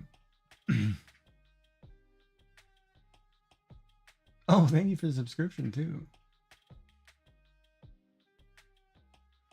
Oh, it's September too, so you can get a discount on your subs. Hello, hello. I'm doing okay. Just kind of nervous because I got surgery in the morning. I'm getting that plug put in my chest. And I'm hoping it's in a good spot where it doesn't interfere with my mask so they don't have to cut my mask. Oh, and I showed the mask. Did you want to see it? It might scare you a bit if you're claustrophobic, but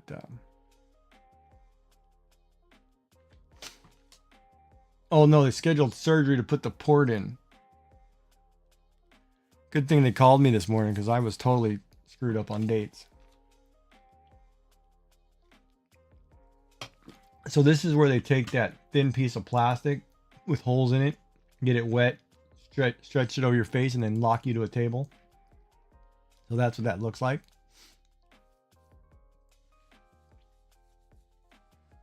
And every day when I go in there, they lock me down to the table, so I can't move my upper body. There's a little pillow type headrest behind me, but yeah, I get bolted to a table so I can get radiation and x-rays 5 days a week, 5 to 6 weeks. But it's a flat piece of plastic that's connected to that blue frame. They get it wet and heat it up, and then they put it on you, and then you have to wait like 15-20 minutes till it hardens into a shape. And they come over and obviously, you know, squeeze your nose and, you know, pull on the nose and pull the eyes a little bit so it's not, you know, so you have some, you can breathe and it's not suffocating you. But yeah. And then when it's said and done, I get to take it home, mount it on my wall because that's a mold in my face. But yeah, that's what it looks like. Crazy. And I go and it's like, it was funny because when I was joking with them, you know, they said, oh, they're going to make a mask. I said, as long as it's not an iron mask, I really don't care. And then it's a plastic one, and it's kind of like an iron mask. You can't move your mouth, you can't move your jaw because everything's stuck, so your face is compacted. And it's like you're sitting there the whole time, and I can't, because it's so tight on one side, my one eye, I can't open my right eye while I'm in there, in it very well, unless I pull back my head in a funny position. I can barely open my mouth to speak, and my left eye I can open, but it's kind of weird. But at the same time, it's really cool.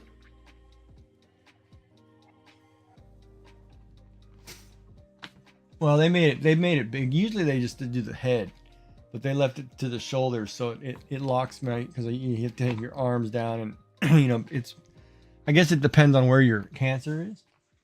Since mine's in my chest, or in, you know, you know, they kind of made it so I can't move my upper body. I mean, you don't feel anything, but you know, I don't know. Sometimes I feel like I do feel things, but oh. But yeah, I have surgery first thing in the morning, so I'm gonna get up, turn on my few streamers, and just go. Got a cab picking me up at 8:30 and be in surgery at 10 o'clock. And then after I get done with that, I gotta head over to the other place to get the radiation.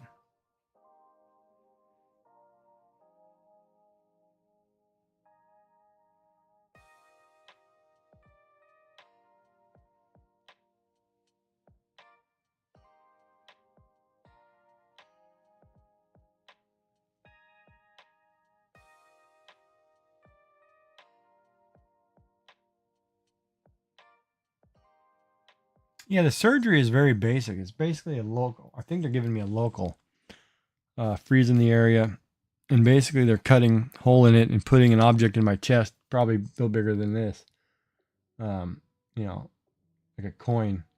And it's just going to sit in my chest and have a magnet to a port, so they can take a magnet, pull the port up, and then jam a needle through it,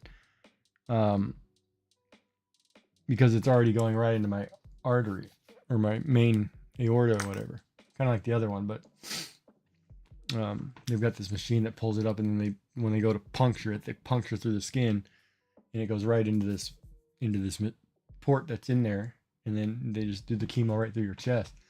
It'll make it easier when I'm having the bottle, because the bottle then I can wear, and I won't have all this arm stuff. So the bottle I can wear at my hip, and cords can go under my shirt, one of my shirts. And it's not so, you know, worry about catching it on something, ripping it out by mistake. Things like that. But, you know.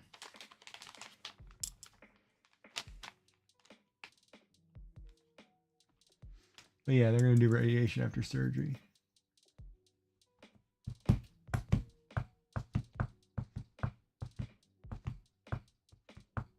That means, yeah, I mean, you can still claim first, I think. I don't think you claimed that. But how are you doing, Molly? And welcome in. I'm just working on this dishcloth, reducing it, getting it closer to being done. Hoping to finish it and start a new one. That way I have a new one for Monday. Oh, well, people snooze, they lose. If they don't take it, take it. That's the way I look at it.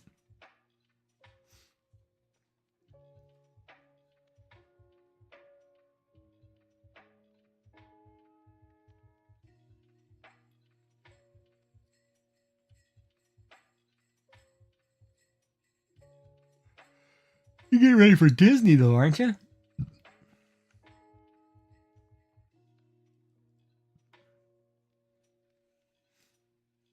You're going to do a report on the food for me.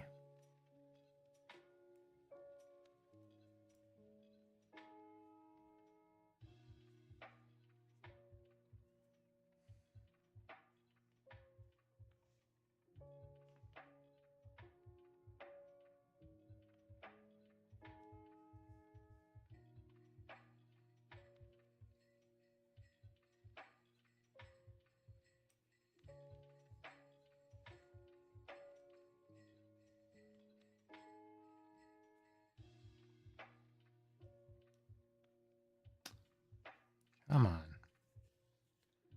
Festival food. Yeah, me too. Food's always good. From other parts of the world. There's some, I've been talking to Isabel, or Inarts21. And there's some, and the pig guy from, oh, I don't remember his full name, from Brazil. Man, they've got me looking at some Portuguese dishes that, oh, I can't wait to actually find a place that sells something. Try these bean dishes, and they just look great. But then I love food from all over the place, so kind of weird like that.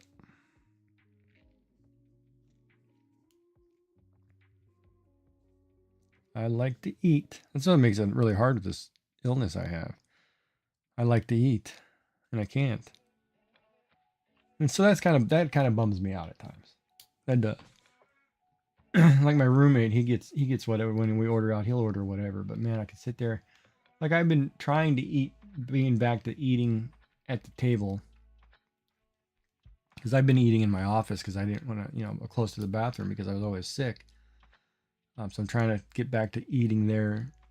Like I ordered pad thai this weekend, which is a process.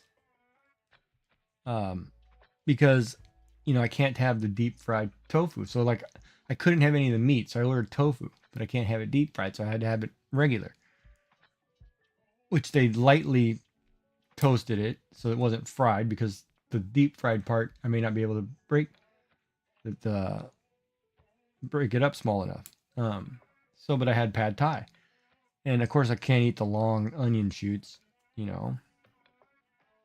Same when I ordered the taco salad the other day, or burrito bowl or whatever. I couldn't eat. Man, they cut some green onions, and Jesus, they cut them like they were probably the size of a dime in thickness, and huge. If a dime was or a marble, they were sizes of marbles. I was like, who can eat that, man? I can't even chew through that. But so I was trying to eat back at the table, so I have to be cautious on what I order because I can't necessarily eat it. And it's weird too, when you're sitting there with somebody eating, and then all of a sudden you have to get up and leave, before I had the stent or whatever, I was up every night in the bathroom, because I couldn't get anything down, so I just quit doing it. So I started eating in my office. I mean, there's a couple streams where I'm eating here, and I disappear for hours. And that wasn't very good of me either. Probably lost a lot of community at that time, but no room for growth there.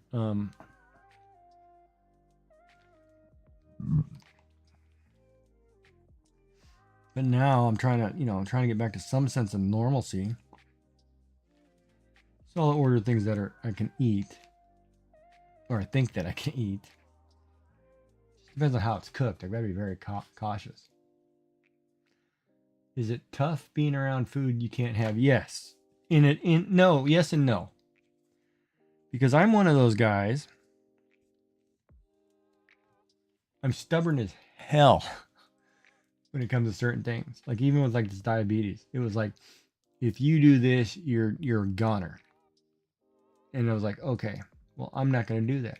If it's get rid of the bread, carbs, it's get rid of the sugar, I'll cut that crap out. And I get to the point where I cut it out too much, to where I'm like running really low and I need to add some.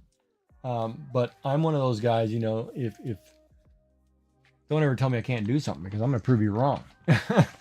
But I'm very stubborn and I will stick to a schedule. If I'm working out or walking every day, which I regret not doing anymore.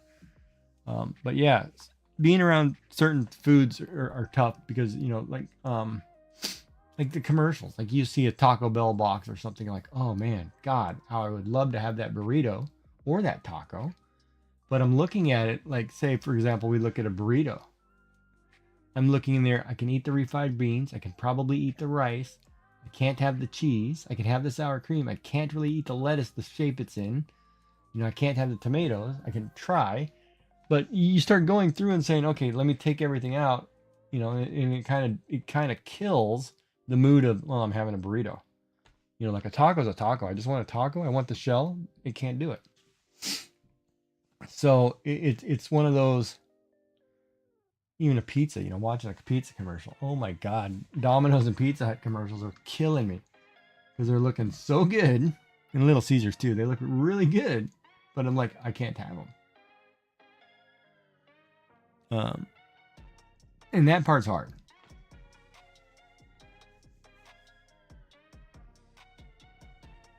Oh yeah, I modified my food. Like let's look at a burrito bowl. I ordered that burrito bowl. It's white rice, refried beans, guacamole, and because I have to have some other one of the categories, I have to put I put sweet corn or green onion, just so they put the thing in there. But then I typically order extra refried beans or extra whatever, extra guac, plus sour cream. But even then, sometimes it depends on how the rice is cooked. If the rice is too hard, well, that's hard to eat.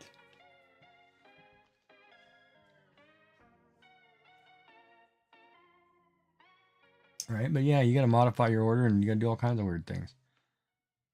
Which I don't mind doing. It's just weird at times. Oh, I can't even find that.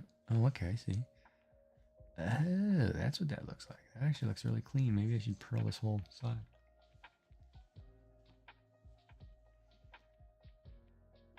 Like I can't just go into a restaurant and say, let me have X, And I have to be careful what's in it, right? Especially when it comes to when you got this whole list of things that you cannot eat. Like cheeses, for example. You can't have cheeses. I can have ricotta because ricotta melts. It doesn't harden, right? Or cottage cheese or whatever. Or, well, that's not really a cheese, but feta maybe because it crumbles. But I can't have anything like cheddar because cheddar hardens into a ball. So I can have like a cheese sauce, like a queso, but I can't have, and so that makes it hard. Like even like I was telling Yummy earlier, like I was making, because I like making omelets, right? And so I bought ham today, which is going to be interesting if I can even pull this off. And I bought queso and everything. So like I was starting to go back to I want to eat eggs, right? But I can't have. I have to watch my sugar content. So it's like, well, I can't have ketchup because ketchup is so high in sugar. So then I'm doing scrambled eggs, with obviously eggs, milk, salt, and pepper. Then I'm adding sour cream and salsa because the salsa is chopped small enough to where I can eat it. Of course, then I go to the store today and I'm trying to get salsa, and they get rid of all the finely chopped salsa. Now it's all chunky, and I'm like, crap, man, you guys are killing me here. Because after COVID, everything seemed to disappear and you lose all this stuff. Oh, hold on. There's a message.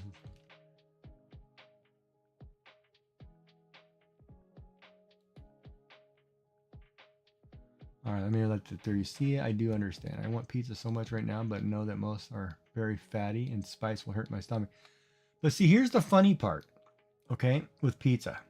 It's not, you can get pizza without the oregano and without the sweet sauce, because the sweet sauce typically in a pizza is what has all the spice. The other one, the plain one, has very limited spice. And mozzarella isn't fatty. You know, the fatty comes from sausage and pepperonis. And you can do other types of pizza. You can do like a chicken pizza on a white Alfredo sauce, and you can eliminate all of that. And see, that's what I mean. Like, that's a prime example where when I go through, because I'm a diabetic and I'm a cancer patient, that I go through and I say, okay, well, I'm not supposed to have A, B, and C. Let me figure out what's a workaround with something I can substitute in to make it work, right? Like if I can't have a chicken drumstick, well, I'm just going to have a pile of guacamole. I'm still going to get the same protein. You know, I'm just going to get it from a vegetable plant than I am going to get it from an animal. But man, do I want to order, you know, KFC and just go to town on a bucket of chicken. Right, but you can order things, you can find things that you can eat that fit within your criteria. I mean, they give you a huge list. And most places are pretty accommodating. So you can actually order pizzas like you can order a gluten-free pizza at most places. You can order certain things so you can get rid of a lot of that fatty and a lot of stuff that you can't. And why can't you drink juice? Is it the acid content, or that one I never asked you the other day, and I don't understand why you can't have a juice. Like I stay away from citrus juices because of the high acidic. Used to mess up my stomach really bad when I had GERD, or what they thought was GERD. Oh, ad break. I think you're both okay.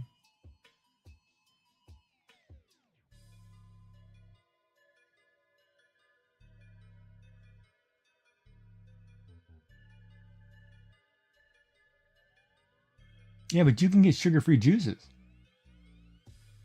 Ocean Spray makes a whole line of sugar-free juices. So does Minute Maid. That's what I drink. Minute Maid makes a tropical punch, pink lemonade, strawberry lemonade, grapefruit, regular lemonade, no sugar. It's wonderful. Oh, Jesus. Did I drink true there? Yep. And then Ocean Spray, you can get cranberry, blueberry. You know, all their regular juices sugar-free now. You should look into that, because I drink those all the time. That's what I put in my smoothies, because I have to watch how much sugar I have. So if I have ice cream, which is really high in sugar, well, I'm not adding a sugary juice base. So I get all sugar-free, and it's good. I mean, it tastes just fine. But I think you guys have Ocean Spray, and I know you guys have Minute Maid, so look it up. Because a lot of the stuff is starting to go sugar-free, just for health reasons. Yeah, no pineapple. Yeah, exactly. No pineapple. And see, that's a specific thing. Like grapefruit would probably screw you up too. Yeah, there's a couple medications I was on for a while that said I can't have this fruit. Yeah, I remember that. And so you eliminate it, move to something else. But you can do a sugar-free fruit punch, no problem. Or sugar-free cranberry, which is, or blueberry. Both are very high in antioxidants too. So, I mean, it's good for you. And it sounds like you need to add probiotics or something to get some healthy gut flora in there too.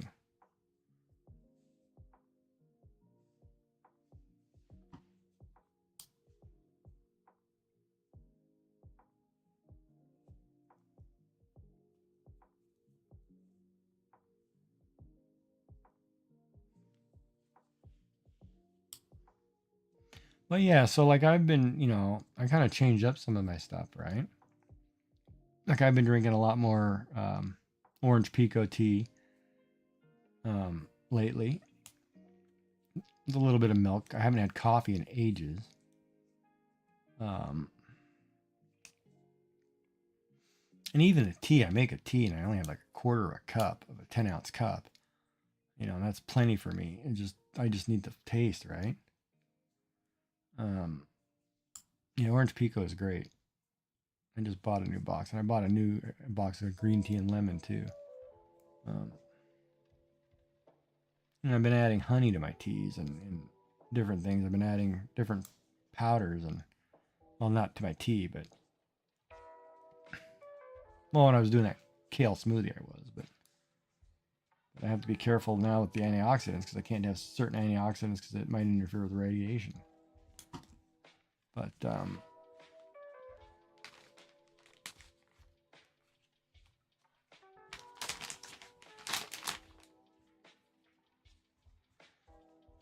when I finish this cloth, I'm gonna wrap this. I'm gonna wrap this ball of yarn again, so it's in a ball. I'm gonna unroll it and re-roll it.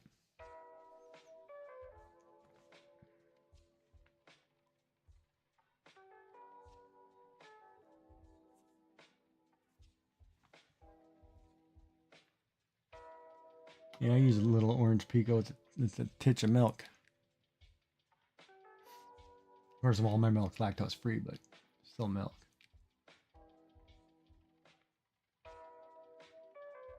But it's interesting because like my blood work is good. My doctors tell me I'm healthy, I'm fit. And it's like I feel like crap, lady. You guys are lying to me.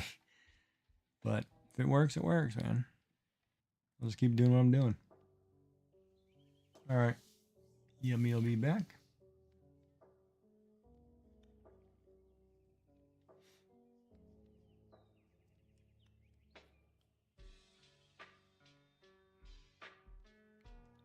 But I'm at the point now I can't have anything to eat or drink, just clear liquids.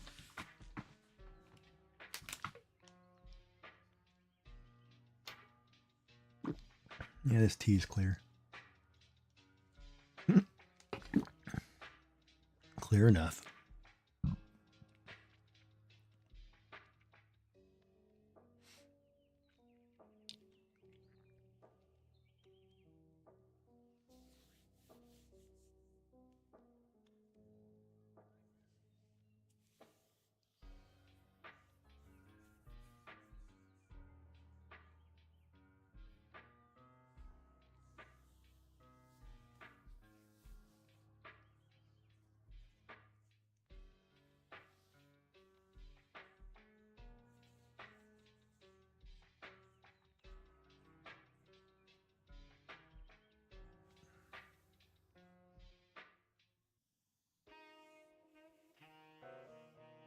When do you go again for Disney? It's the last couple weeks of September. Is that it?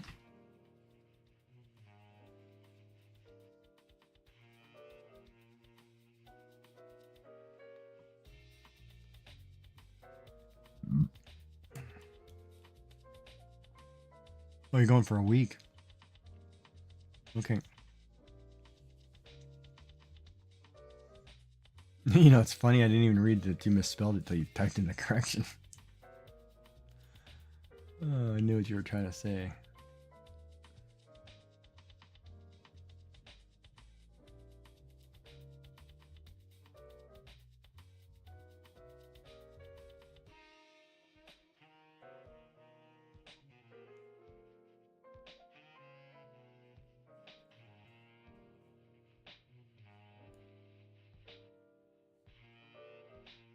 Oh, that's because your brain is working on other things.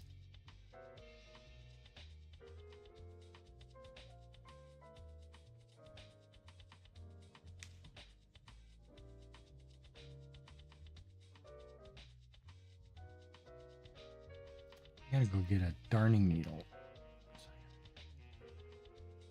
My ride take me over to Michael's tomorrow.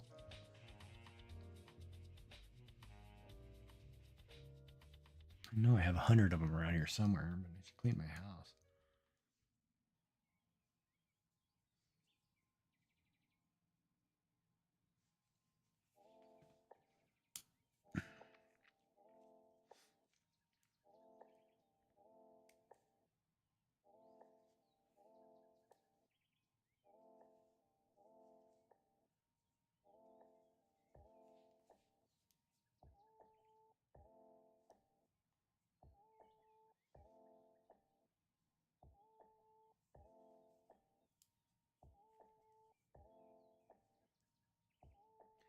You know, it's interesting. Sometimes I feel like I enjoy doing this more than I enjoy playing a video game.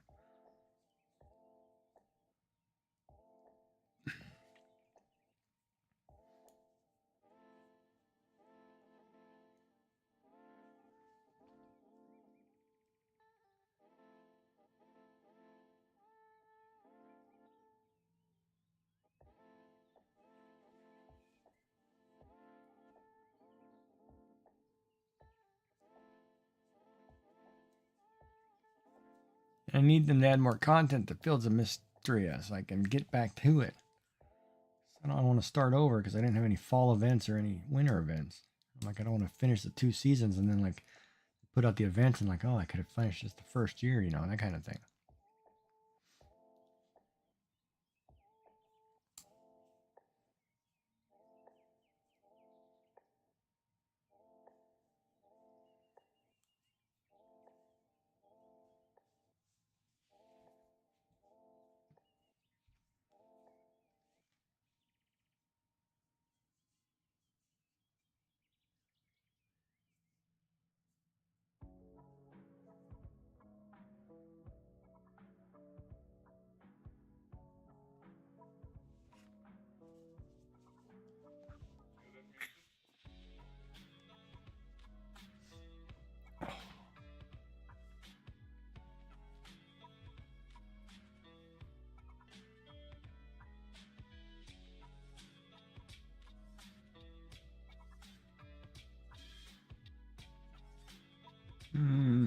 Oh, you mean as far as like rain or something? Isn't in the panhandle, is it?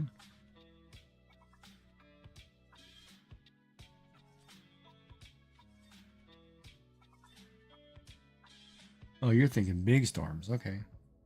Your parents are gone?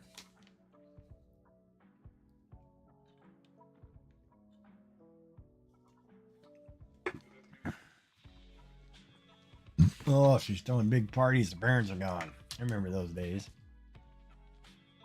They used to give me all kinds of trouble. I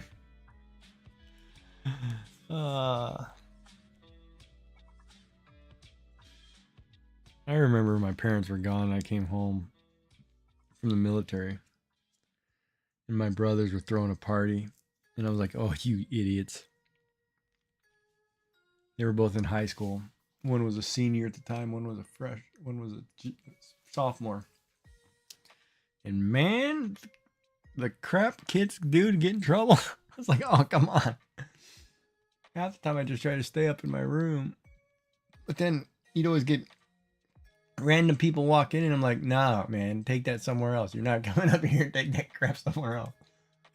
Why is that door open?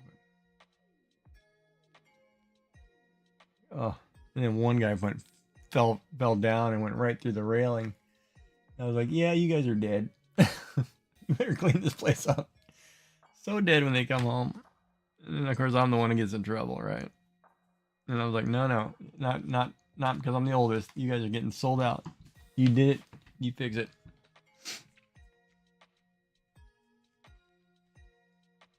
Not my problem this time. Can't bail you out.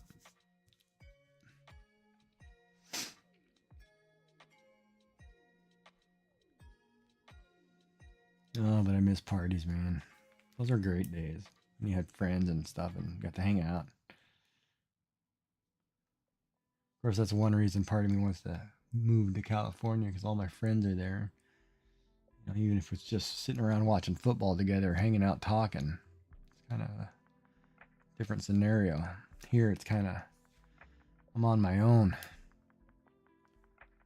Like my neighbor, who's a minister, I told about my situation. You know, everything. So of course he tells my neighbor who's moving. So he comes over today and he's like, "Oh man, if I'd have known you going through this, you know, anything we could do to help you.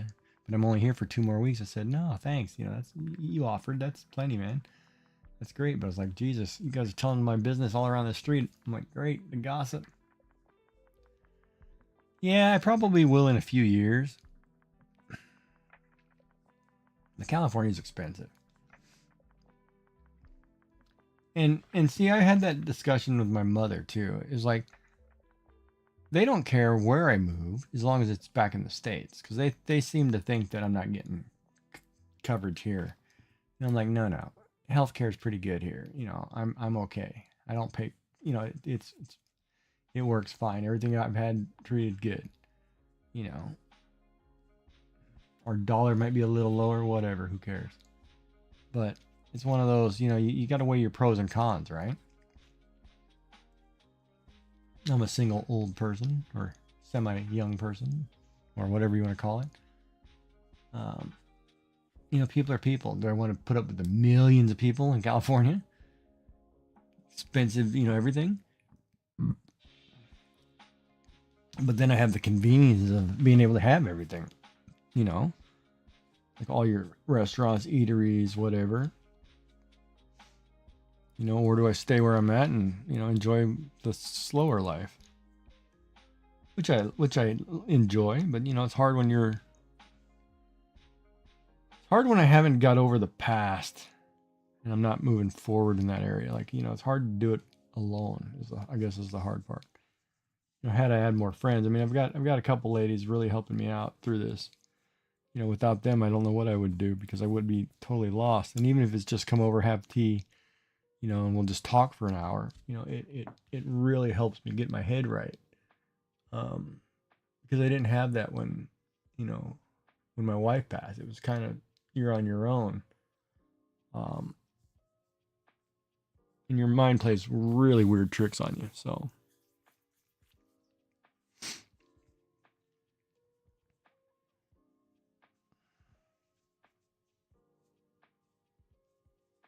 Oh, what did I do there? That's a weird stitch. Did I drop one? Or did I cast one and forgot to pull it up? Oh, there's the cast. Oh, I just did something funny. Yeah, and then I have you guys. You guys have been very good. Chat's been very good to me. My only problem is I need chat to quadruple in numbers. I'd like to have chats of 50, 60 people, you know, all talking so I can actually do a just chatting or just talking. It's hard sometimes to find content to do it. It's tough. So I sit there like, oh, what am I going to do today? Am I going to play a game? What game should I play? Am I going to draw? What should I draw? You know, nobody's going to be there. Ooh, what am I talking about? That part is tough.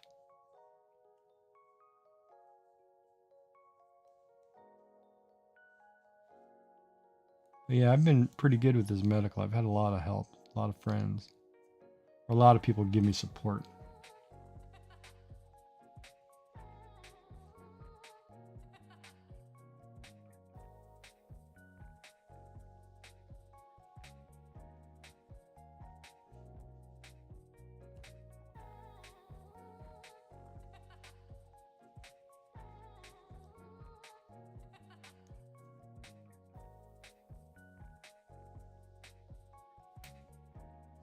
And I don't want people to ever think, you know, like I'm very grateful for any, you know, when people check in on me and ask me things, I'm very grateful.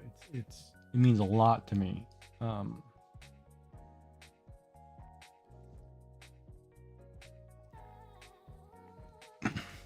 You know, and I appreciate it greatly.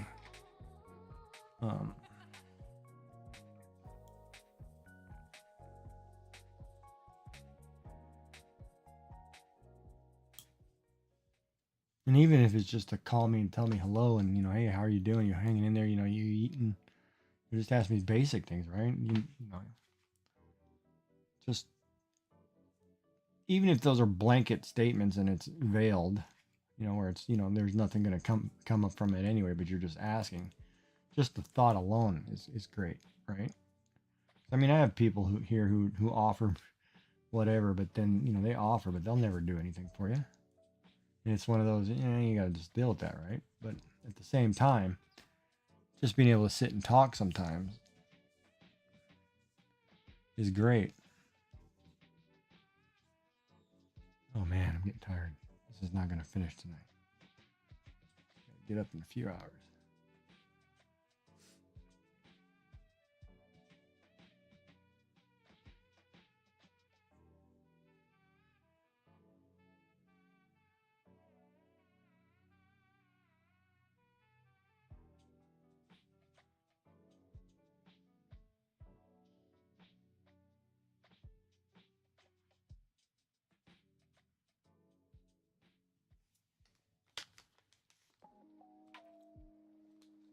But I guess that goes with anything, right? You just need people to talk to.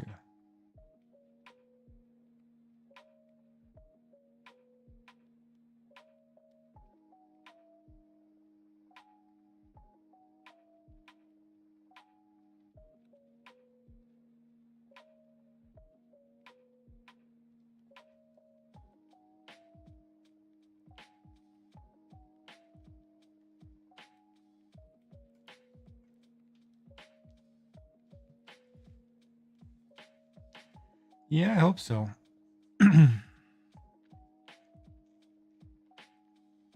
Sometimes it's hard.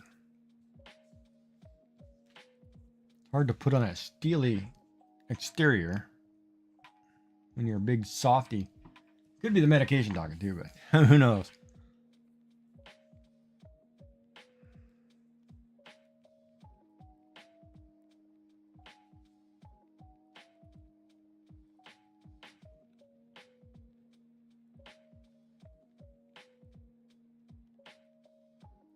You don't have to do that.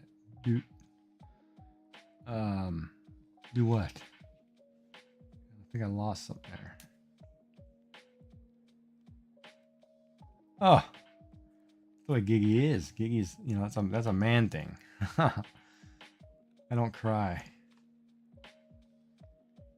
I don't.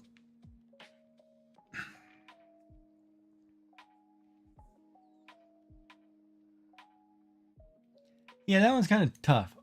And I'm gonna let me preface that one too. I'm gonna say steely exterior based on the fact that, well, I gotta try to catch a thread here without losing this sucker. Oh, I got it too. Not like I don't shut off from people. I just put on an emotional barrier like Mr. Spock. If you remember, you know, Vulcans from Star Trek, if you ever watched Star Trek, you know, they don't show emotion, they don't show, it's all logic, right? A lot of times that's the way I deal with things, you know, especially when I've had so much death recently. A lot of times I just look at that as I'm numb. And that's the other thing too, because I was talking, maybe it was you, or maybe it was Chad a while back. But I was talking to somebody, and we were talking, and I was talking to one of the nurses too. And they said, "Oh, you seem so positive and happy." I said, "You know, I don't know. That one's kind of iffy. It's like I can't tell if I'm positive, like, yeah, I'm going to do this, whatever, or I'm numb. Because when you go through so much stuff, sometimes you just become numb to it all. And that's what I worry about.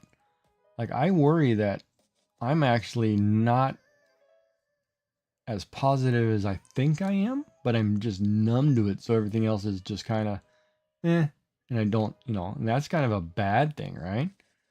And I'm trying to figure that out because I was watching, you know, the Linkin Park Numb video, for one, and it makes you think, you know. But it is true when you have to deal with so much pain, you know, and so much grief and so much sorrow, whatever.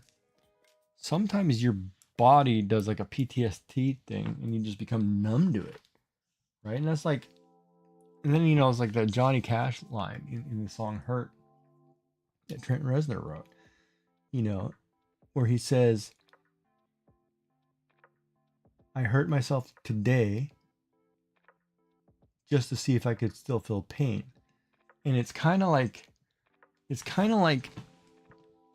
wow, that's an interesting concept because, you know, like there's moments like I woke up and I'm like, oh, I got all this energy and I'm all happy. Let me go back and get around my day and do this and this. And I'm moving forward in one direction. And then it's like, okay, I hit a wall. Now I'm back over here and I'm all bummed out. Got to figure out what's going on. And it's kind of that whole, you know, obviously a therapist can tell me, oh, you got depression. But it's that whole, you know, I just go through life. Okay, get up, have breakfast at 6, you know, and you're not, you know, and you're not, and you just go through a process rather than, you know, hey, I'm enjoying it. Like, but part of me says, no, I enjoy it. I enjoy life. I enjoy talking to people. I enjoy doing things, and that part is fine. But at the same time, I think part of that is using that as a way of masking other areas because I'm numb. You know, so I'm trying to figure out. So that's the hard part for me. I'm like, I'm trying to figure out, well, which is actually correct, or is it a little bit of both? And it could be a little bit of both, because in the old days, you know, you were told to suck it up and be strong and just deal with it, right? So maybe that's what I'm doing. But I feel good. I feel, you know, like I feel like everything's going to work out. I feel, you know, all that stuff. But at the same time, it's just like, oh hum, let's just go through it and let's get it done, you know. And it's like that kind of thing, right? So it's like, you know, so that then it makes me a little bit unsure. So that's where it's hard sometimes.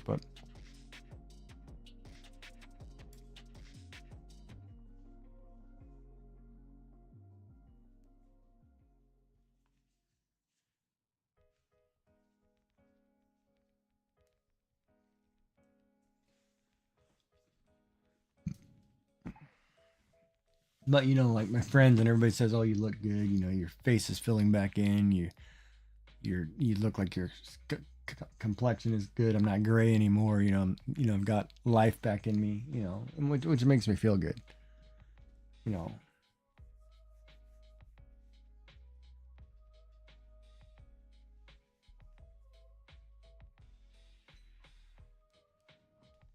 well, thank you.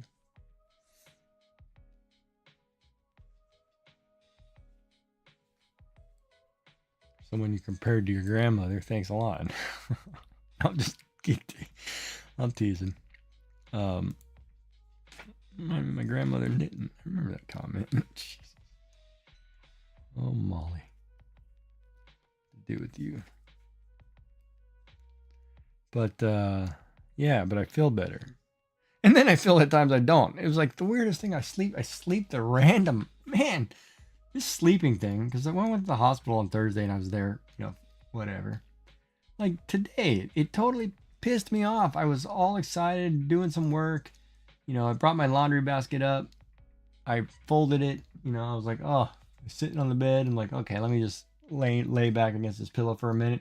And I fell asleep for an hour and a half. I was like, God, I wasted the, you know, like, oh, but I wasn't tired, but you know, I guess I was.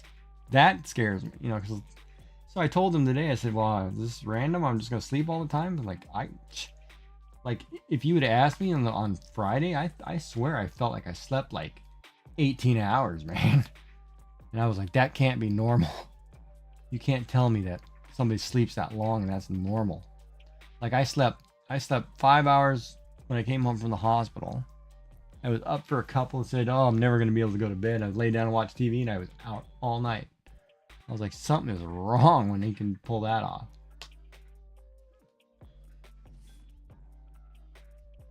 Well, I like taking naps too, but especially in Molly's chamber. Here I am in prison.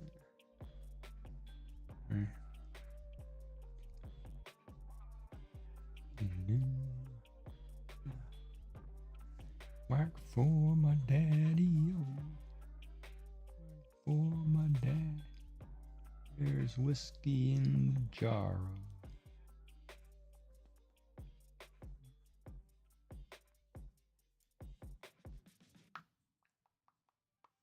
Yeah, but I take naps all day long.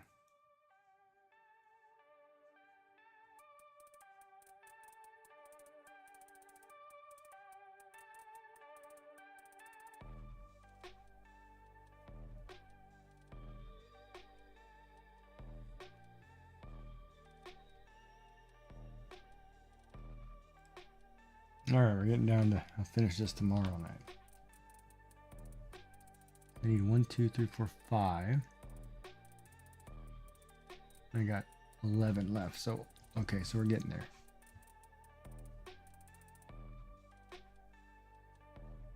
Yeah, me too. I enjoy sleep. I really do.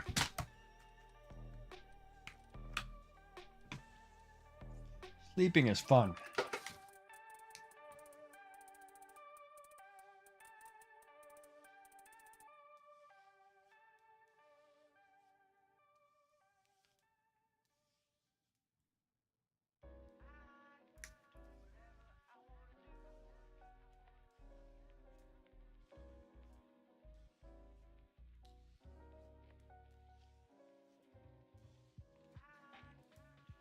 And I swear my hair is doing something weird. Got a bad feeling I am going to lose some of it, but we'll have to figure that out later.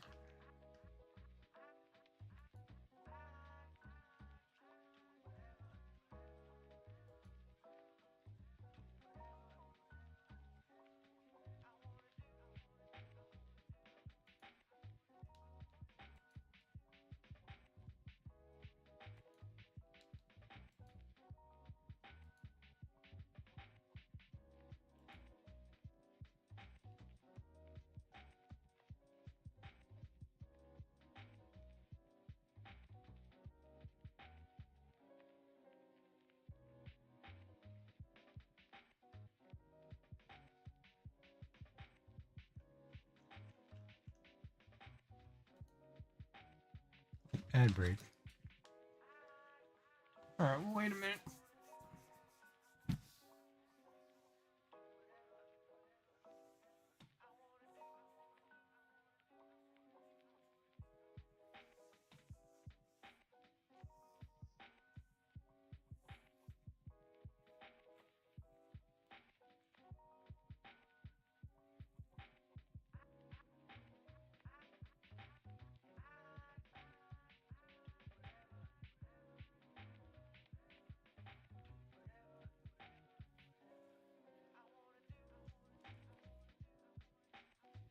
Yeah, and I guess part of the thing is I don't want to be numb to life.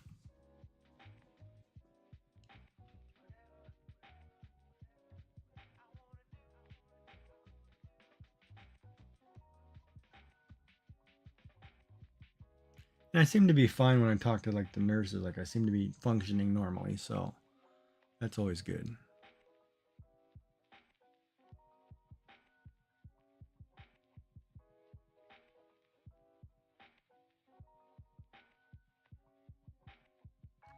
That's a good philosophical question. Part of me says yes. Part of me says no.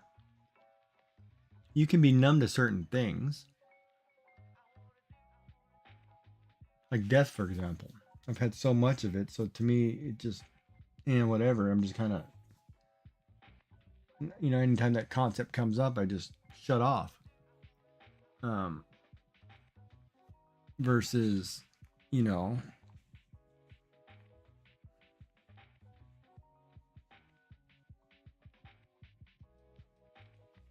I mean, but then too, if doing the same monotonous thing every day, which drives you crazy, and it doesn't bother you, is that numb or is that just you just don't care anymore? That's it kind of, it's that whole concept, right? And I don't know how to say it in a nice way.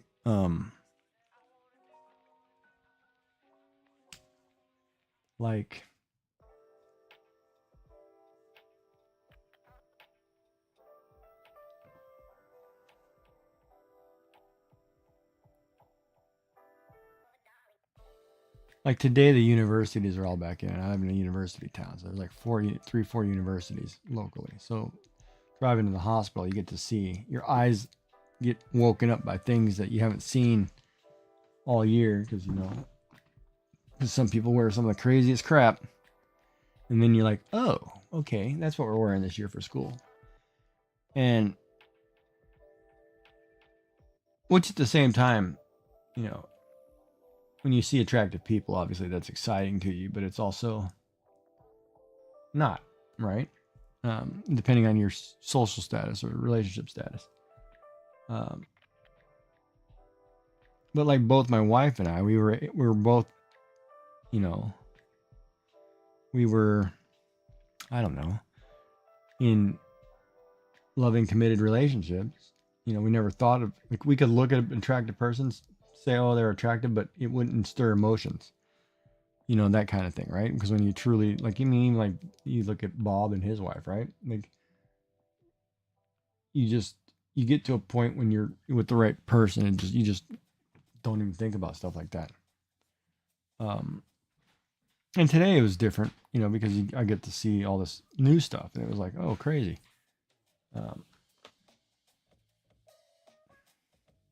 And then my brain goes back to the whole, oh, that was kind of really attractive. You know, so it's like, oh, I'm not dead in the world, you know. But at the same time, you know, you're like, I don't want to deal with that crap. You know, I'm going to be bachelor like Bruce Wayne for the rest of my life and be happy.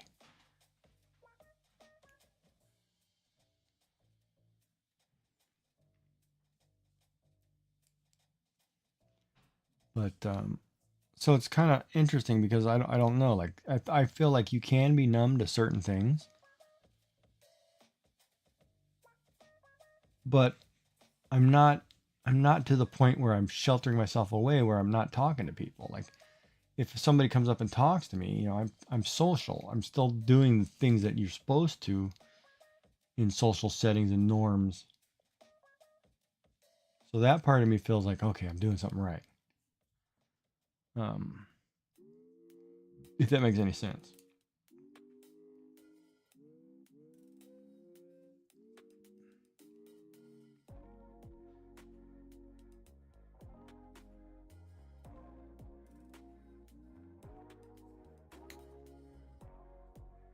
Right, and that's the thing too, right? So you just have to just kind of go with the flow and just do it.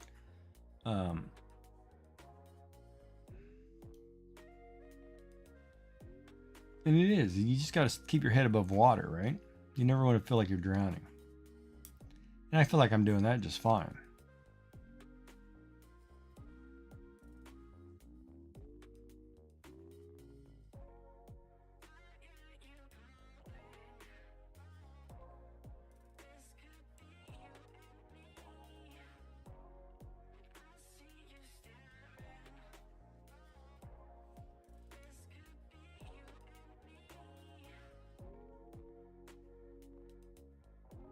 What happened there?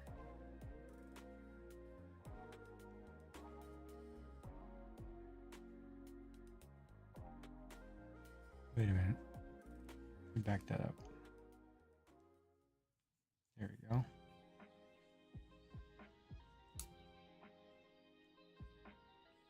But the thing is, too, you can't live your whole life just going through motions, right? And that's what I worry happens too. Like, you know, I get up, everything's like a clock. You know, I eat my dinner at 5, I eat this, do this, I do this, I do this, you know, and it's like bam, bam, bam. And, you know, a lot of times that's very good when you have an organized, structured thing. But at the same time, it's also bad. You know, if you get stuck in that mold, right?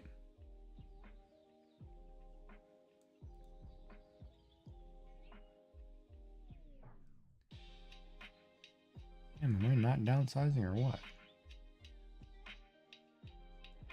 If that makes any sense.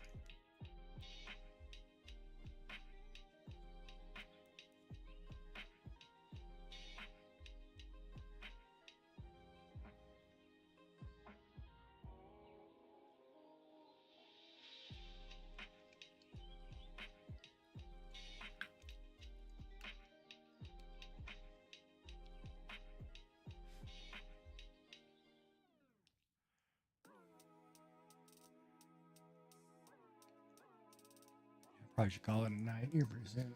I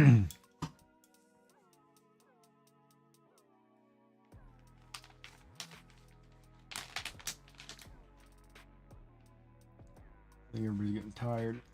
I know I'm getting tired. So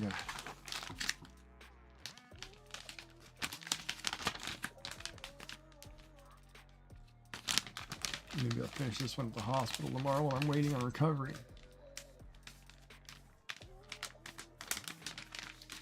Put that in my bag.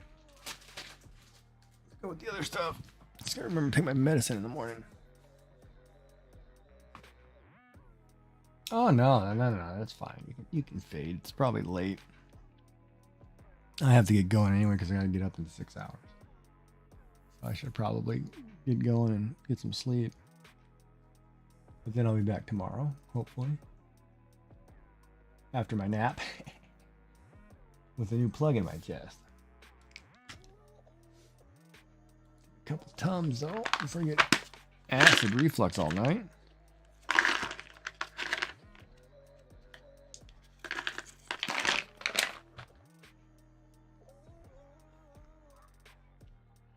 Yeah, so 6 hours was plenty though. I've been napping forever, man.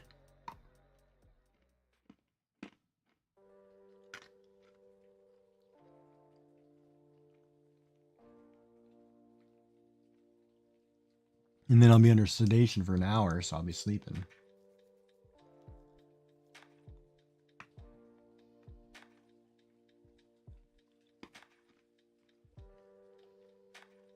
But anyway, thank you for coming tonight. Thank you for subbing. So my credits roll. I got to thank you. I think it's only you. I haven't had any followers or nothing today. Yeah, it was good to see you, and I'll be back tomorrow. I'm gonna finish that dishcloth. Figure out something to do. Oh, I was kind of happy too in this Gamescom thing. They put up Civilization 7. I was like, oh yeah, it'd be great. Can't wait. Oh.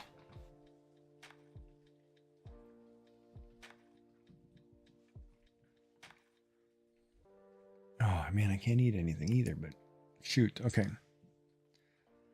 But yeah, thank you everybody. Thank you for watching. I'll see you everybody again tomorrow night. Got some procedures in the morning, or maybe in the afternoon. I don't know. Depends on what time I wake up for my nap. Don't forget to eat something good. Have a nice snack. Relax. All that fun jazz. Have a good day tomorrow.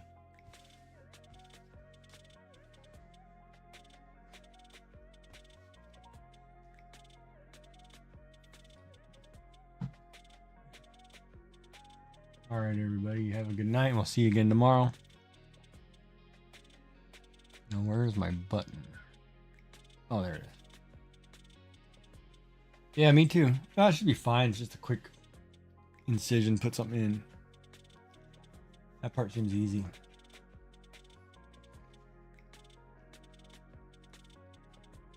I just hope this, you know. Had enough little operation things lately. It's been, yeah, I'm not worried about it. But thank you. I'm more worried about getting there and making sure I get up on time. But all right. Everybody have a good night. We'll see everybody again soon. Love you guys. Have a good night. Peace.